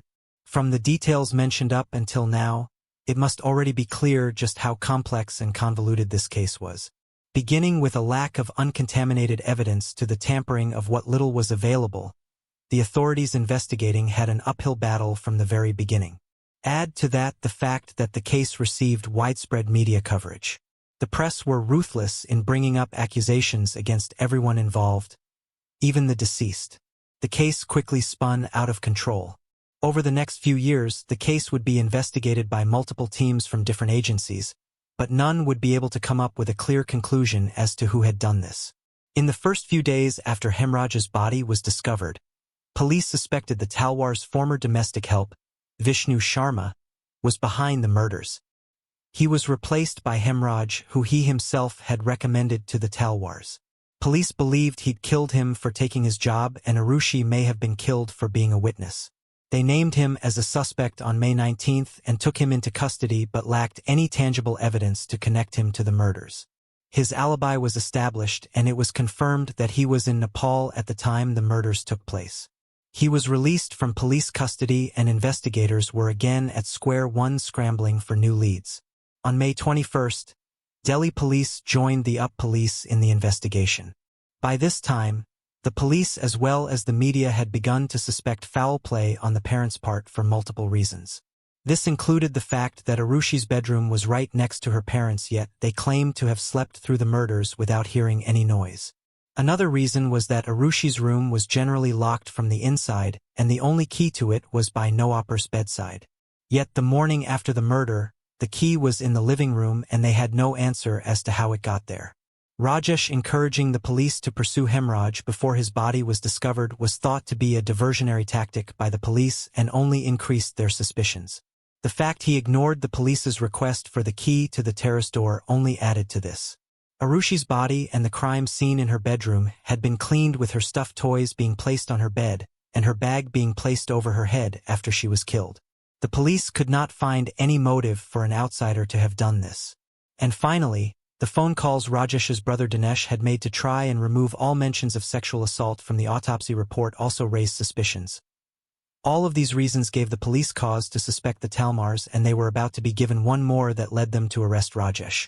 They were told by one of his employees that he was allegedly having an affair with Anita Durrani, the wife of the dentist couple that the Talwar shared their clinic with.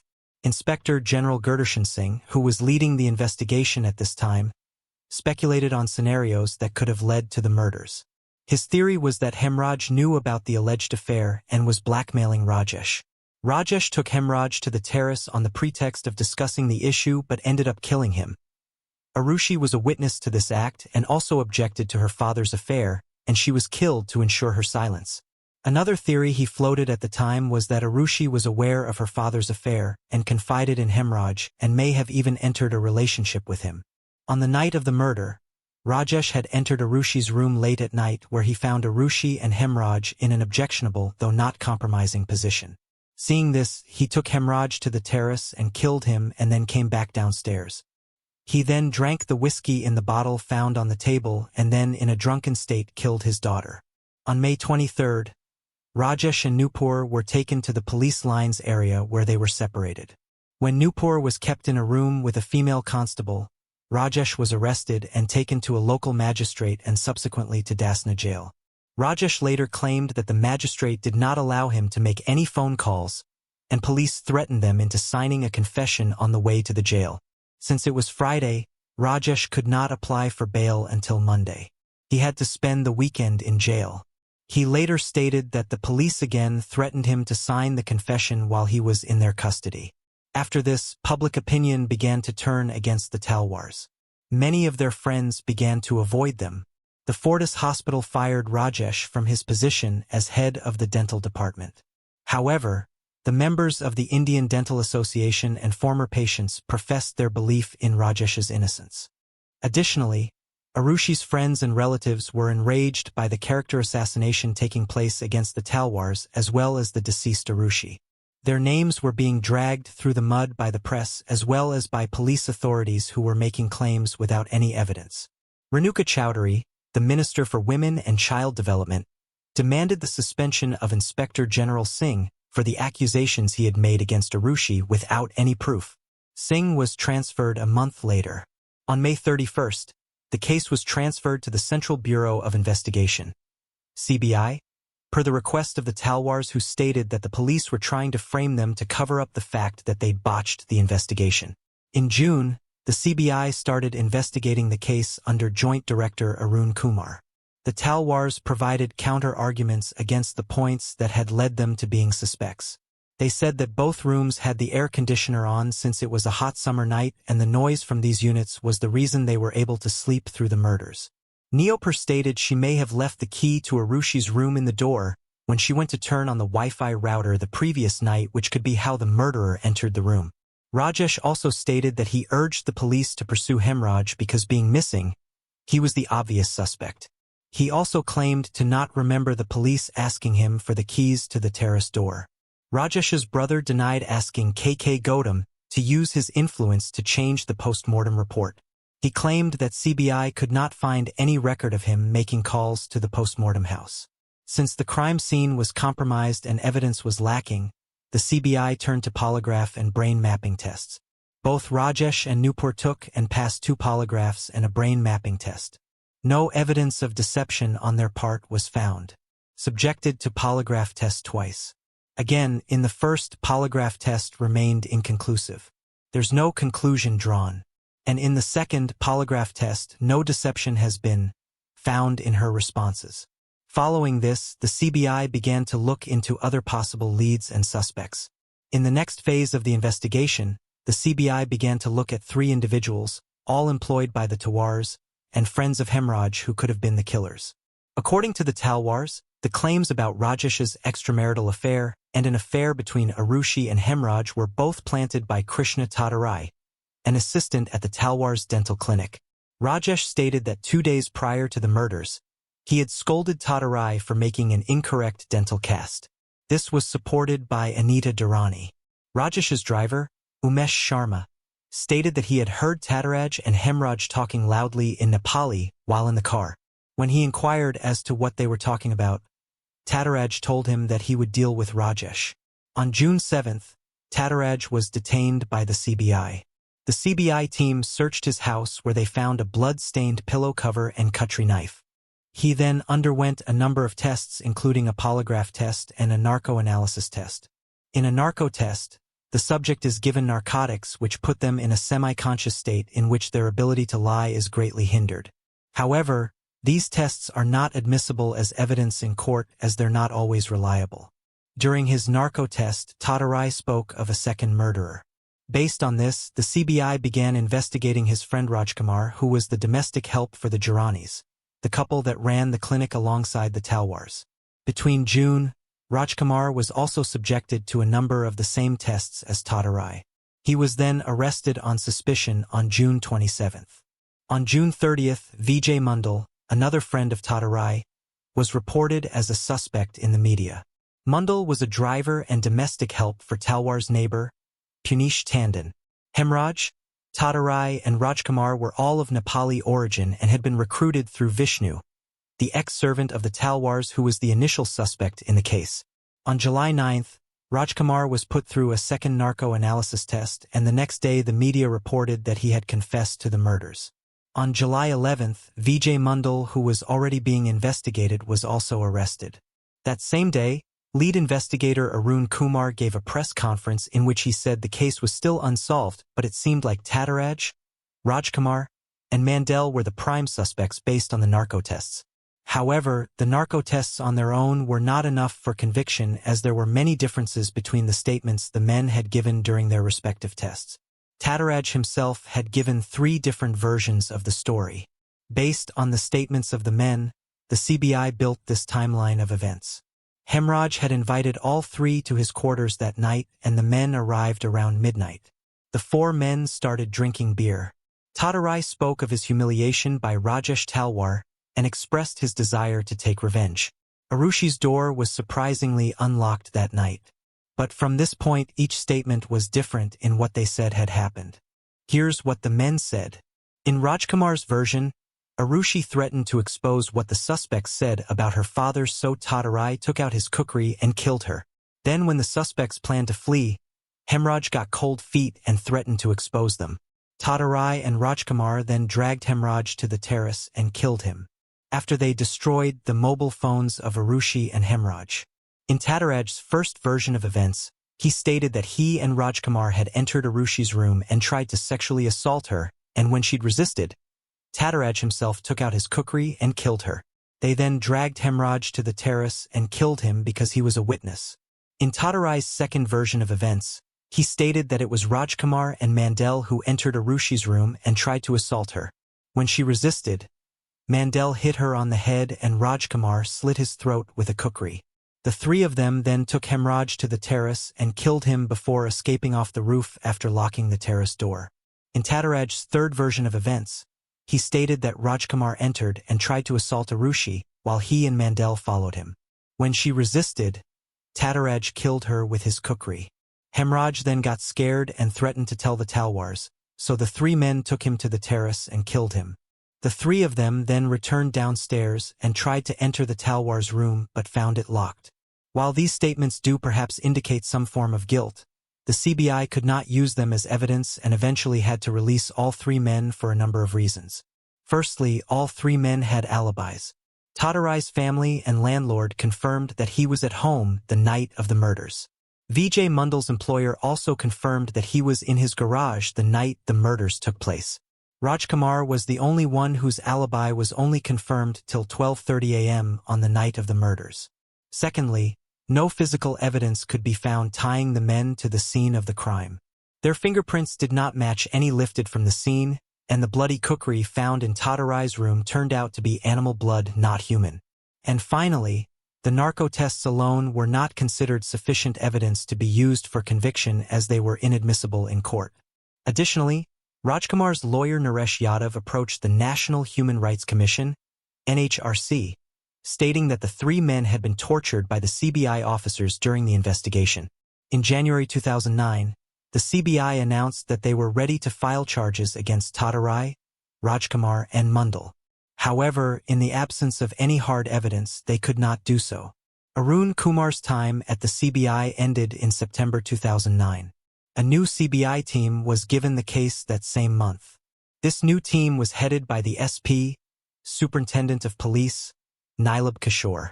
An additional SP, AGL Call served as the investigating officer. The new CBI team looked at the entire crime again with fresh eyes. For them, the parents were once again the prime suspects. Apart from the oddities discovered in previous investigation into the couple, they also found some additional points of interest. Both doctors who conducted the autopsies on Arushi and Hemraj gave new statements containing new information. Dr. Dewar stated that Arushi's hymen was ruptured, and her private parts appeared to have been cleaned. Dr. Naresh Raj stated that Hemraj's swollen private parts indicated the possibility of sexual intercourse. In October 2009, the CBI conducted another analysis of the crime scene based on the photographs that had been taken, and the analysis supported the theory that the crime scene had been cleaned and staged after the murders. Most importantly, the new team identified the weapon that had been used to inflict the blunt injuries as a golf club. Specifically, one of the clubs in the set owned by Rajesh himself. On October 29, 2009, the CBI asked Rajesh to send his golf set to them, and he complied the very next day, sending them over. The CBI later stated that the dimensions of the golf club bearing number 5 were identical to the dimensions of the injuries on the heads of both victims. It seemed they had found their murder weapon. But because it was over a year later, no evidence was found on the club to link it to the murders. Nilab Kishore once again questioned the Talwars in his Dehradun office on May 18 and 19 of 2010. A few days later, a story appeared in the Pioneer newspaper stating that Arushi had been killed by Rajesh in an honor killing. This article quoted unnamed sources in the CBI. On July 21, Rajesh asked the court to pass an order of restraint against the unethical and misleading information being published by the print media outlets. On December 29, 2010, the CBI filed a closure report recommending that the case be closed due to insufficient evidence but naming Rajesh as the sole suspect. In the report, they stated that the parents were the only people who had a reason and ability to clean up the crime scene.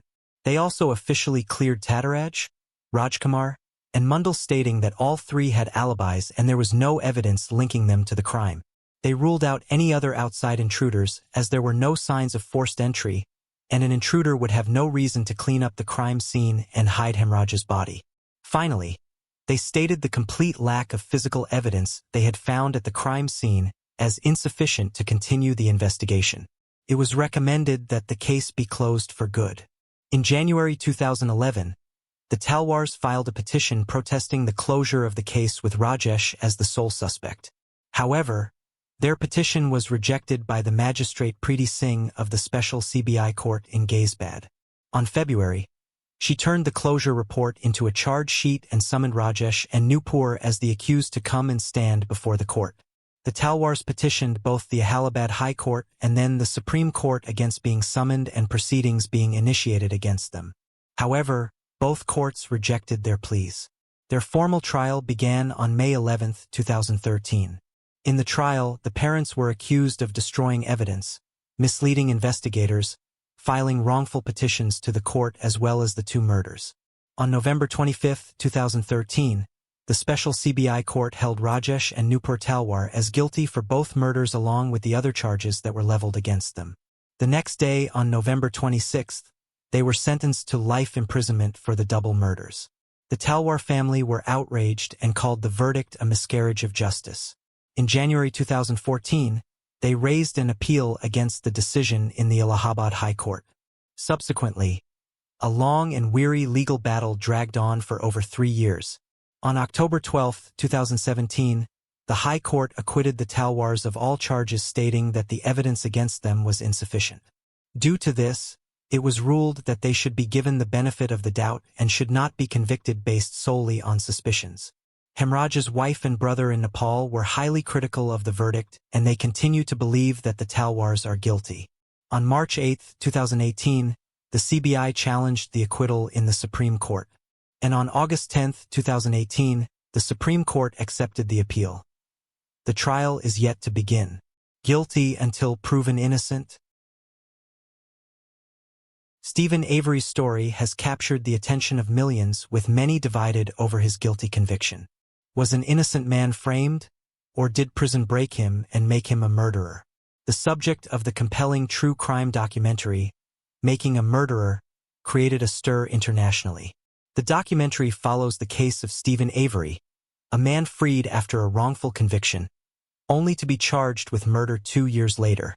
For the Halbach family, a reminder that nightmares can filter into reality. For Teresa Halbach, October 31, 2005, was another day at the office. As a freelance photographer working for Auto Trader magazine at the time, she received a call to shoot a few photos of the Avery's auto salvage. She was never seen again. First reported as a missing person on November 3, 2005, a large-scale search began for Teresa. On the afternoon of November 5, 2005, her Toyota RAV4 SUV was found partially concealed in Avery's salvage yard. Investigators later discovered blood in the vehicle. Charred bone fragments and teeth were also found in a burn pit on the same property. Her car keys were in the room of the property owner, Stephen Avery. Born on March 22, 1980, Teresa was one of 5 siblings. Her parents, Richard and Karen, raised her on the family dairy farm. When she was 8 years old, her father sadly passed away. Karen eventually remarried Richard's brother Thomas, and together they raised their blended family. Teresa was an outdoorsy girl who aspired to work for National Geographic as a photojournalist. Friends described her as having an uncanny ability to make everyone feel welcomed. She was dedicated to her studies, making summa cum laude with a degree in photography.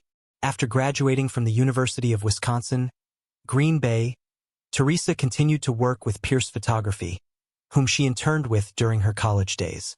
She started her own business, Photography by Teresa, and operated out of the Pierce studio. She traveled extensively, and to supplement her income, she took on freelance jobs for Auto Trader magazine, taking pictures of vehicles that were put up for sale. It was this job that led to her untimely death. All the evidence found pointed to one person, Stephen Avery. Avery had contacted Teresa to set up an appointment to take pictures of his sister's minivan. According to records, she was last seen at 2:30 p.m. that afternoon.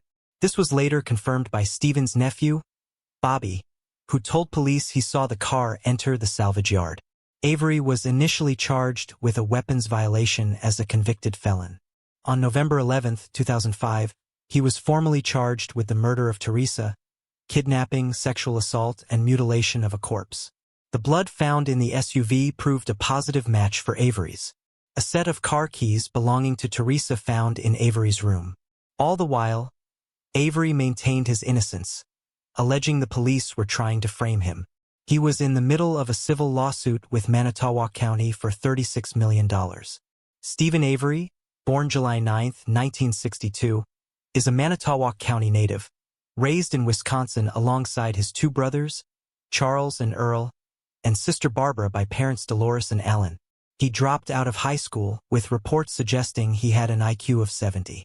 Stephen was no stranger to the law. In 1981, he served 10 months in jail following the burglary of a bar. A year later, he pleaded guilty to animal cruelty after pouring gasoline on his pet cat and tossing it into a bonfire. For this, he served another 9 months. In 1985, he threatened his cousin Sharon Morris by forcing her off the road and thereafter pointing a gun at her.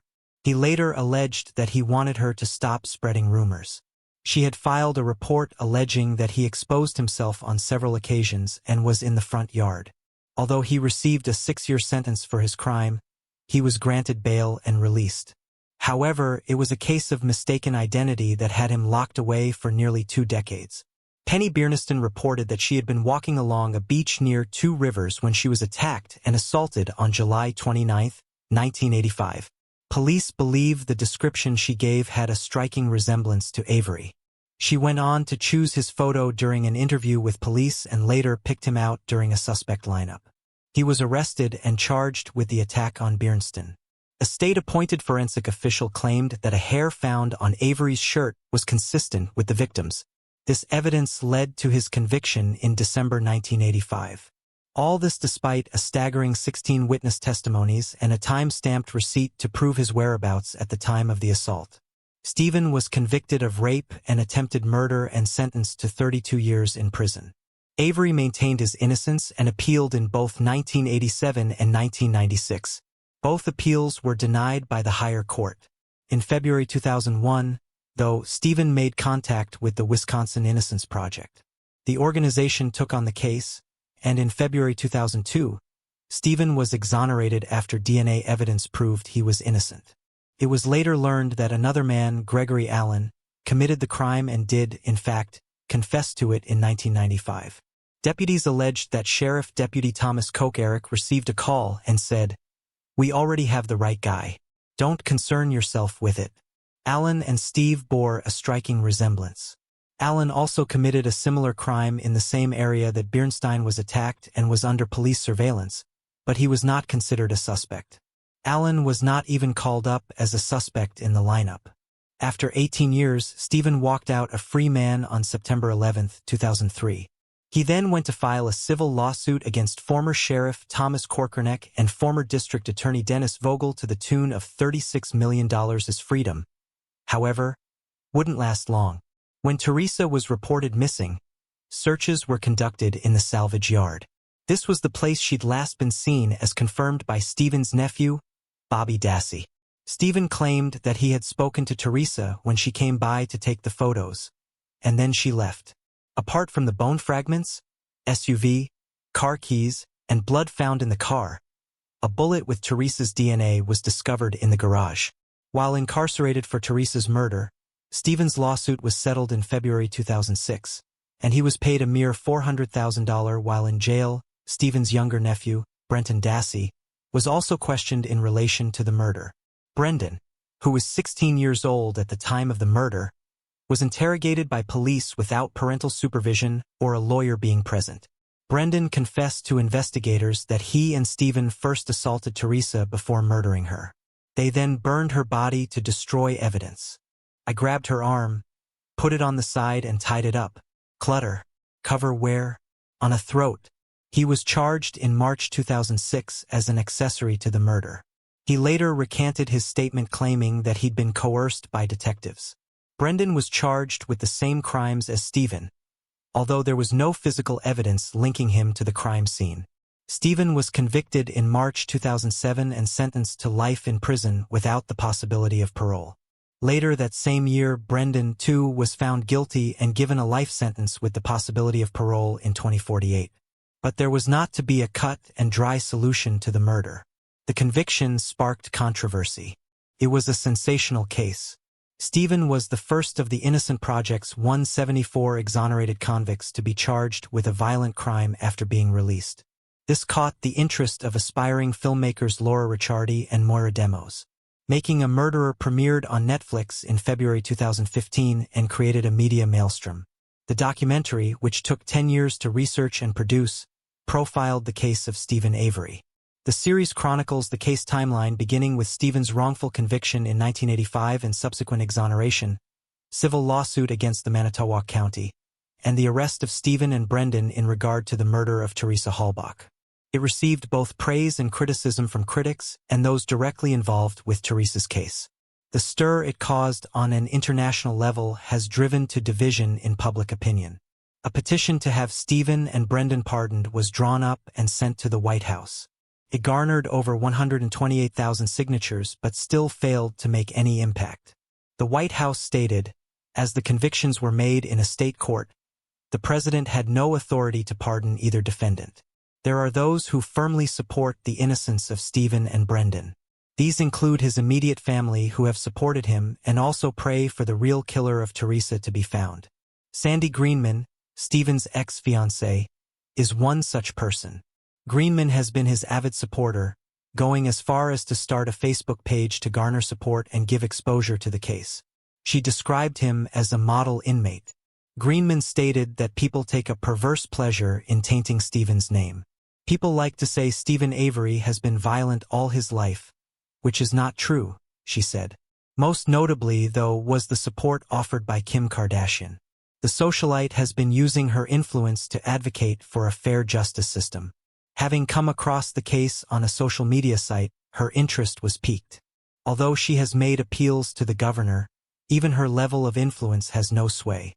However, she hasn't given up and hopes to seek justice for both Stephen and Brendan. The other half feels Stephen is where he belongs. On that side of the coin is Jody Stokowski, another ex-fiancé. Jody initially pledged her support in Stephen's innocence during the documentary. Afterwards, she alleged that she had lied and it was all an act. Jody went on to explain to Nancy Grace in an interview that he threatened to kill her and her family.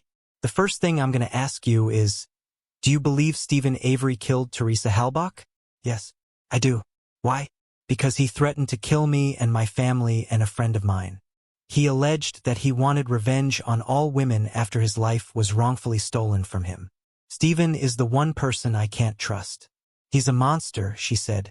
The show also ignited a debate regarding the perspective covered by the documentary. For the supporters of Stephen and Brandon, they feel the points most significant to the trial were highlighted. Dean Strang, one of Stephen's attorneys, agreed that the documentary covered enough to give the public a chance to judge for themselves. He disagreed that the series was subjective. As for the relatives of Teresa, they say the show saddened them. The Hallbacks stated the show sought to entertain and seek profit from their loss. Teresa's aunt, Kay Jordana, and cousin-in-law, Jeremy Fournier, both stated that the show was one-sided. Former Calumet County District Attorney Ken Krantz alleges he was not given a chance to tell his side of the story. The filmmakers denied this and claimed that he refused to give an interview. In an interview with People magazine, Krantz alleges the documentary has left out key pieces of evidence. These include Stephen using a fake name when calling Teresa, DNA belonging to Stephen was found on the SUV's hood latch, and a ballistics report showed that the bullet found in the garage was fired from a rifle owned by Stephen. Krantz further alleges that prior to her murder, Teresa had once before made a trip to the Avery residence. When Stephen answered the door with only a towel on, she said she wouldn't go back because she was scared of him. In response to criticism from Krantz and other officials, the filmmakers said they had given prosecutors the opportunity to answer questions. They believed that the documentary was a fair representation of the case and covered the most consequential evidence given during the trial. The documentary had its desired effect. It poked holes into the narrative of Stephen and Brendan's case by exposing allegations of police and prosecutorial misconduct, evidence tampering, and witness coercion. At the outset, Stephen called out the police for trying to frame him. This to avoid the county paying out the $36 million lawsuit he filed.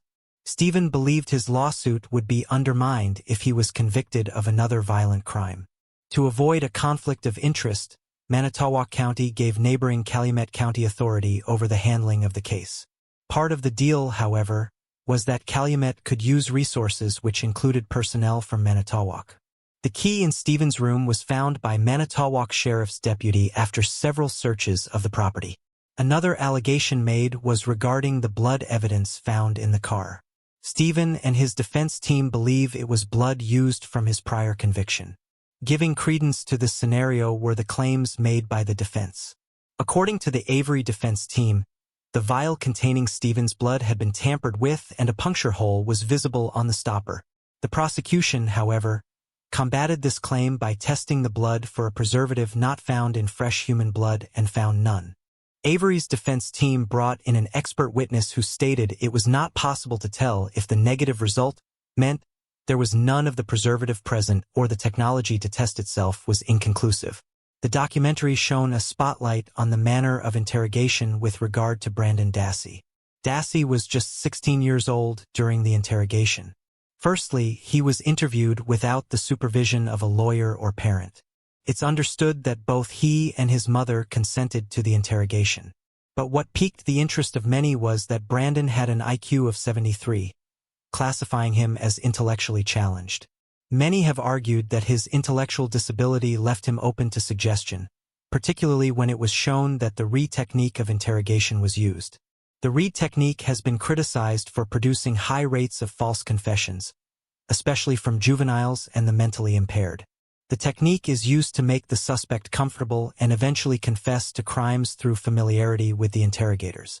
The interrogator then proceeds to tell the suspect that the evidence shows that the suspect did commit the crime. Dassey allegedly agrees with the interrogators during the interviews, but later recanted his confession. He accused his first defense team of collaborating with the prosecution to get him to confess. "You and Steve had this planned?" "Yeah." "Yes or no?" "Yeah." He's also claimed that coercion was used to elicit a confession from him. Both Stephen and Brendan have appealed their convictions, but have been denied innumerable times and remain in prison. The defense teams of both men have exhausted their efforts in trying to get retrials on both men's charges. Following the making a murder documentary and the public outcry regarding Stephen and Brendan's innocence, significant new developments have occurred in both their legal teams. Professors Laura Nyrider and Stephen Dreisen of the Northwestern University Center on Wrongful Convictions of Youth are representing Brendan. They too began with numerous appeals and have come up against many hurdles, but have refused to give up just yet. Meanwhile, Stephen's appointment of Kathleen Zellner has shaken up the case and given further hits to the prosecution's claims. His previous lawyers, Dean Strang and Jerry Buting, have taken their newfound fame and gone on tour to promote and bring attention to the case of Stephen Avery. Zellner, considered a trailblazing trial lawyer, has been responsible for overturning 19 wrongful convictions. Her dogged determination and careful analysis of cases has seen her uncover missing evidence that helped exonerate her clients. Most recently notable, she was a consultant for Johnny Depp and his defense team during his trial. Zellner hit the ground running when she was appointed to Stephen's defense team and firmly believes her client is innocent. One of the first things she put to rest was the alleged confession of Joseph Evans Jr. Evans alleged he was responsible for killing Teresa and trying to frame Stephen. Zellner stated that it was a not-so-subtle attempt at publicity. Previously, Evans played Smitch and allegedly wrote a 9-page letter to media outlets claiming he heard Stephen confess to the murder. This time, though, it seems he wanted in on a portion of reward money to make his life in prison more comfortable. However, his claim is not gaining the traction he expected. In August 2016, Zellner filed a motion demanding new scientific testing be done. Willing to pay for the extensive testing, Zellner intended to use this evidence to prove that Stephen had been framed. The theory was that 3 different burn pits showed evidence of human remains being burned. A particularly significant find was that of a human pelvic bone fragment, a bone that was given to the hall box as part of Teresa's remains. This action, claimed Zellner, was proof that Teresa's remains were planted in Stephen's burn pit. The defense, however, didn't get the opportunity to test these bones as they were not disclosed to them. This was a Brady violation according to Zellner, meaning that evidence which could have helped exonerate Stephen was not disclosed in the proper manner with regards to the criminal case. Crucial evidence was just out of their reach. Zellner remained relentless in her pursuit for justice. She approached the case with a new angle, one that could potentially point to a new suspect in the case. Being unable to test the bone fragments, Zellner opted for forensic testing of the Dassey family computer. What she found on it was damning. Pornographic images of women in various stages of torture, violent images and videos depicting women as victims. All these images were allegedly accessed at times when Bobby Dassey was at home. Furthermore, Zellner pointed out that Barbara, Bobby, and Brendan's mother, along with Stephen's sister and her husband, Stott Todick, were trying to get rid of evidence that could implicate Bobby. The forensic team were able to download 2,449 pages of data from the computer to a CD-ROM to present as part of the motion for a retrial. On it were all the searches, videos, and photos accessed by Bobby. Bobby is the older brother of Brendan and the nephew of Stephen. He was also the key eyewitness for the prosecution at Stephen's trial. He alleged that he last saw Teresa going to his uncle's house and when he returned from hunting that afternoon, did not see her or the car again. Added to these claims are the allegations of his half-brother, Brad Dacey. Brad is alleged to have said he believes his uncle is innocent. He also made claims that his stepmother, Barb, and Stephen's brother-in-law, Scott, wiped the computer, deleting all pornographic material. Allegedly, Barb has filed a harassment suit against Brad following a conversation they had about tracing deleted files from a computer, which some believe is, in part, to ensure Brad remains silent about his knowledge. For Bobby, though, the final nail in his coffin could be the evidence that exonerates Stephen and, in turn, Brendan. An eyewitness has come forward claiming to have seen Bobby being assisted by a much older man, pushing Teresa's SUV back into the salvage yard.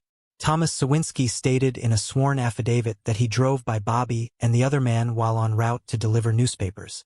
When he passed the duo a second time, Bobby allegedly stepped out in front of his car to stop him. Thomas swerved to avoid him and continued on his morning route. He said that Bobby's eyes showed he was not pleased to see him there. Following the discovery of the SUV, Thomas realized the significance of the find and contacted police. He told them everything he'd seen that morning, and their response was, "We already know who did it." He provided his details, but he never heard back from them. For Zellner, this provides a contradiction to the prosecution's key witness. If proven true, which she is confident about, Bobby's testimony would be false. Zellner believes the rejection of all the crucial evidence in favor of Stephen denied him a fair chance to prove his innocence years ago. The newly filed motion is still with the appeals court and is awaiting an opinion or decision to be read over in November 2022. Stephen Avery continues to maintain his innocence. Kathleen Zellner, in her own words, says she represents the wrongfully convicted and added, "If you lie to her, she will find you out." Brian Michael Barrett was born on February 1984 to parents Dan and Deb Barrett in Williamsville, New York. His two younger brothers, Daniel and Richard, soon followed. Growing up, Brian was a very shy and quiet person. To those who knew him, he was very easygoing and kind. He had an avid passion for sports, a hobby that began at an early age. He even regularly read the newspaper's sports section to keep track of the statistics for all of his favorite teams. He shared his love of sports with his dad and his brothers, with whom he had a close bond. Brian played both baseball and football in high school until a shoulder injury prevented him from returning to the field. In February 2002, Brian graduated from Star Point High School in Pendleton, a rural town in New York near the Canadian border where Brian lived with his family. After completing high school, he decided to get his 2-year degree at Erie Community College.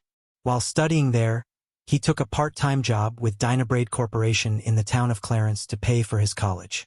Once he finished the degree, he decided to become an industrial arts teacher. With the aspiration of being a teacher, Brian registered at Buffalo State College nearby his home. However, he continued his part-time factory job where he was known as a hard worker. In February 2006, at the age of 22, Brian finally started to come out of his shell and even began to exhibit an adventurous streak. He spent his time fishing, camping, skydiving, and trying new things. However, one of the things he was exploring did not include any outdoor stunts. Like many young people, Brian also loved spending time on his computer, sometimes talking to strangers. But nothing could have prepared him for what his online encounters would eventually lead to. On Friday, September 17, 2006, Brian's shift at the Dynabrade power tool plant ended at 10 p.m. After packing up his things, he climbed into his truck to head home. But before he could slip his key into the ignition, someone shot him at close range with a .30 caliber rifle. 3 bullets exploded from the driver's side window, striking him in the left arm and the neck, resulting in instant death. His body was found 2 days later when a coworker spotted his pickup truck in an isolated part of the company parking lot. His lifeless body was still seated in the front seat of his truck. As police began their investigation, they quickly learned about a possible suspect in the slaying. Apparently, Brian's coworkers began telling officials about his supposed online love triangle and the animosity with a coworker of his. To get to the bottom of the story, investigators combed through his online activities. As they dug deeper, a shocking story was unveiled. It was a story of jealousy and betrayal that ended in a tragedy. It all starts with 46-year-old Thomas Montgomery, a Cheektowaga man who was living a regular life with his wife Cindy and their 2 daughters. He worked as a machinist for the Dynabrade Corporation, the same factory where Brian worked. But his life was nothing close to Brian's. For 12 years straight, this man woke up in the morning, then went on to work at the Dynabrade factory. He strapped on his goggles and stood at his machine until the late afternoon, churning out components for power tools. After work, he took his 2 daughters to the local swimming club and walked the family dog, Shadow. Every day he got up and played the role of a hard-working father and husband yet, aside from poker nights with his buddies and the Dynabrade euchre tournament, he enjoyed nothing about his life. At 46, he was trying to overcome the monotony of his daily routine. That might explain why Montgomery, a 46-year-old former Marine with a reddish mustache, bulging gut, and balding head, decided to become someone else. In February, posting as a young, handsome, Iraq-bound Marine, he entered a teen chat room on the popular game site Pogo.com with the screen name Marine Sniper. Almost instantly, an 18-year-old girl with the screen name Tall Hot Blonde started messaging him, so he decided to pretend he was 18 too. After a few friendly chats, the girl let him know that her real name was Jessie, a softball-playing high school senior from West Virginia. She sent Montgomery photos that lived up to her screen name. In return, Montgomery said his real name was Tommy. Tommy stood 6 foot 2 inches tall, the same height as the 46-year-old man, but the similarities ended there.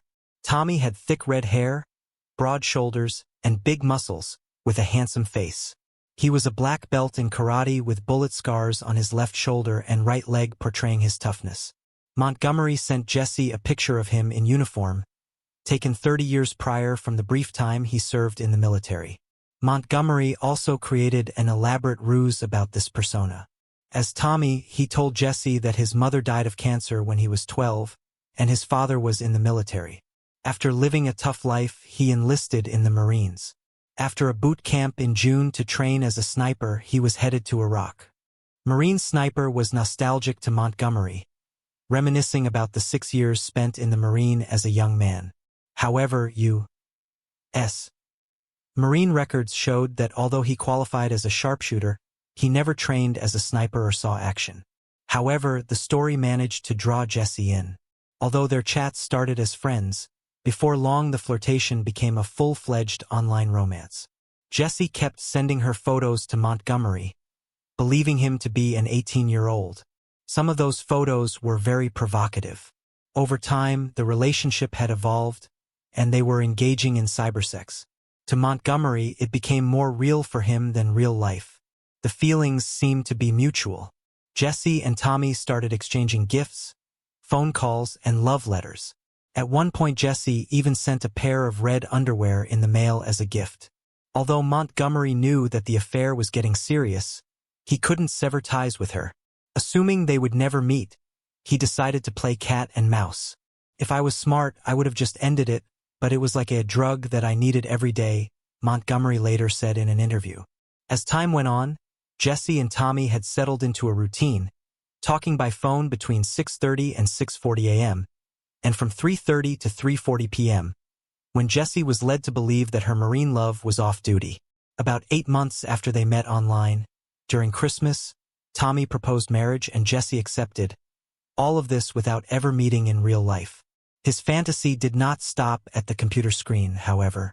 He began telling people at his work about this 18-year-old beautiful girl he was imagining a life with. He told them that he planned to leave his wife and move to West Virginia. And he was not even joking. In a note to himself he wrote, on January 2, 2006, Tom Montgomery, 46 years old, ceases to exist and is replaced by an 18-year-old battle-scarred Marine. He is moving to West Virginia to be with the love of his life. While Montgomery seemed to be losing touch with reality, his lies fell apart when his wife, Cindy, learned about the whole ordeal. One day in February 2006, Jessie messaged Montgomery while his daughter happened to be working on the computer. Shocked to see their conversation, the girl alerted her mother. Cindy was already suspicious about his long hours online and his dwindling involvement in their life, and now everything made sense. She also found a bunch of love letters, photos, and mementos from Jessie, including the pair of red panties. To warn her, Cindy sent Jessie a photo of her family with a letter. "Let me introduce you to these people," she wrote. "The man in the center is Tom, my husband since 1989. He's 46 years old." She further advised her, "Do not trust words on a computer. Let this go. You'll only be hurt by a man who has mastered the art of manipulations and lies." With total transparency, she also confronted her husband with a letter. "I cannot believe you are living some sort of bizarre fantasy. If you want to separate, we can, but to continue to lie to me and the kids while she is sending you gifts in the mail is not acceptable." Horrified and heartbroken by this revelation, Jessie immediately broke off the relationship. Calling Montgomery a liar, she said that she hated him and he should be put in jail for this charade. But in her mind, Jessie could not believe it. To make sure, Jessie reached out to one of Montgomery's co-workers, Brian Barrett, who went by the online handle Beefcake. Brian confirmed the story Cindy had told Jessie. Be it revenge or just disgust, Jessie leaned toward Brian for solace. It did not take long before Jessie and Brian developed their own cyber romance. They even went public about their relationship as it became more intimate. She sent Brian the same pictures she previously sent Montgomery. Their budding relationship was all over the internet forum, but it did not stop at that. At his workplace, Brian boasted about his new love interest and revealed the disturbing actions of Montgomery to fellow co-workers. Both Jessie and Brian took to the internet to make sure that everyone knew that he was a liar and basically presented him as a pedophile. Montgomery was furious with this. In the span of a few days, his life was completely falling apart. He went from a respected community member to a pariah. Jessie's affair with Brian added fuel to his jealousy, especially when Jessie showered praise on Brian. "He's honest. He wasn't a liar like you were," Jessie told him. "He's closer to my age." However, despite her anger, Jessie wasn't able to turn her back completely on Montgomery. After a while, she started messaging him back. "I ache to be with Tommy," Jessie expressed. "If he existed, I would still be holding him every night and sharing dreams with him every night." She also confessed to Montgomery that she had only been with Brian to take revenge on him. This was like a jackpot to Montgomery. He was being accepted despite being 47 now, and he still had the woman of his dreams. But while they did rekindle the relationship, the affair did not last long. Behind his back, Jessie seemed to be taking up with Brian again. Driven by extreme obsession, rage, and jealousy, Montgomery began to go into a downward spiral. This time his texts with Jessie were filled with abuse and threats. At one point he threatened Jessie, saying, "Brian will pay in blood." Despite these threats, Jessie did not cease going back and forth between the two men, which would not end well. The final nail in the coffin was when Brian and Jessie decided to meet, something Montgomery never could. Brian was driving down to North Carolina, and on his way back he asked Jessie to meet him, as he would be driving very near her house. Although Jessie initially agreed, she canceled at the last minute. But Montgomery, unaware that she had canceled, was burning from blind rage. After investigators discovered this trove of evidence, they felt confident that they had their man. And if all these marathon chats were not enough to point to Montgomery as the suspect, he told one of his colleagues that he wouldn't be stupid enough to leave shell casings lying around if he were to kill someone, as was the case in Brian's murder. 2 weeks before the slaying, Montgomery had asked that same employee what time Brian got off work. After figuring out that Montgomery had both motive and opportunity to commit the crime, authorities reached his home. Concerned that he was on the run and possibly planning to hurt Jessie, Buffalo authorities contacted the local police in West Virginia to check on Jessie. When officials from the West Virginia Police Department went to Jessie's home, Jessie wasn't home. Instead, Jessie's mother, 45-year-old Mary Sheeler, opened the door. Investigators had no idea they were in for another surprise. Officers noticed that even after they described the situation, Mary was not concerned, but rather calm. They could not believe what she told them next. As the layers of deceit peeled off one by one, it sent chills down detectives' spines. Under pressure, Mary broke down and confessed that neither Montgomery nor Brian ever talked to Jessie. had been Mary all along. She had taken her daughter's identity and even her email address and entered a teen chat room on Pogo posing as her own daughter. She had also sent provocative pictures to strangers without her daughter's consent. Her daughter, the real Jessie, was completely unaware of her mother's sick fantasies, or that there were photos of her scantily clad spreading throughout the cyber world. There was nothing more tragic than to think that the only person who was telling the truth about his identity was the person who would end up losing his life. On November 27, 2006, Montgomery was arrested for the murder of Brian Barrett. He claimed to have gone to a local restaurant and returned home between 10 and 10:10 p.m. before the murder had taken place. However, according to his wife's testimony, he arrived more than half an hour later. Montgomery's mobile records revealed him to be in the vicinity of Dinah Braid at the time of the murder. Upon questioning, Montgomery claimed that he had to retrieve his lunch from his car, as his peaches would have spoiled otherwise. A peach pit was retrieved next to Brian's truck, which later revealed Montgomery's DNA. A leather cartridge case covered with dog hairs was found in the same area, which was suspected to belong to Shadow. The police uncovered a photo of Montgomery's gun cabinet containing a .30 caliber rifle, which was missing from the cabinet after the murder. Montgomery had no idea that Mary had conned him at the time of questioning. Blood drained from his face once he learned that he threw his life away for a lie. Prosecutors in Buffalo tried to charge Mary Sheeler on any possible count, but it was concluded that she might have crossed moral and ethical lines, but not the legal ones. In September 2006, Montgomery pleaded guilty to first-degree manslaughter in the death of 22-year-old Brian Barrett. In November 2007, he was sentenced to 20 years in prison. Lots of petitions were filed by Brian's family for a law to be enacted in New York so that Mary's actions are made illegal in the future. But all of them were in vain. Brian Barrett was murdered by a person pretending to be someone he was not, obsessing over another person pretending to be something she was not. It's saddening to come to terms with the fact that misuse of social media by two fully grown adults resulted in the death of an innocent 22-year-old who was just beginning his life. Lori K. Soares Hacking was born on December 31, 1976.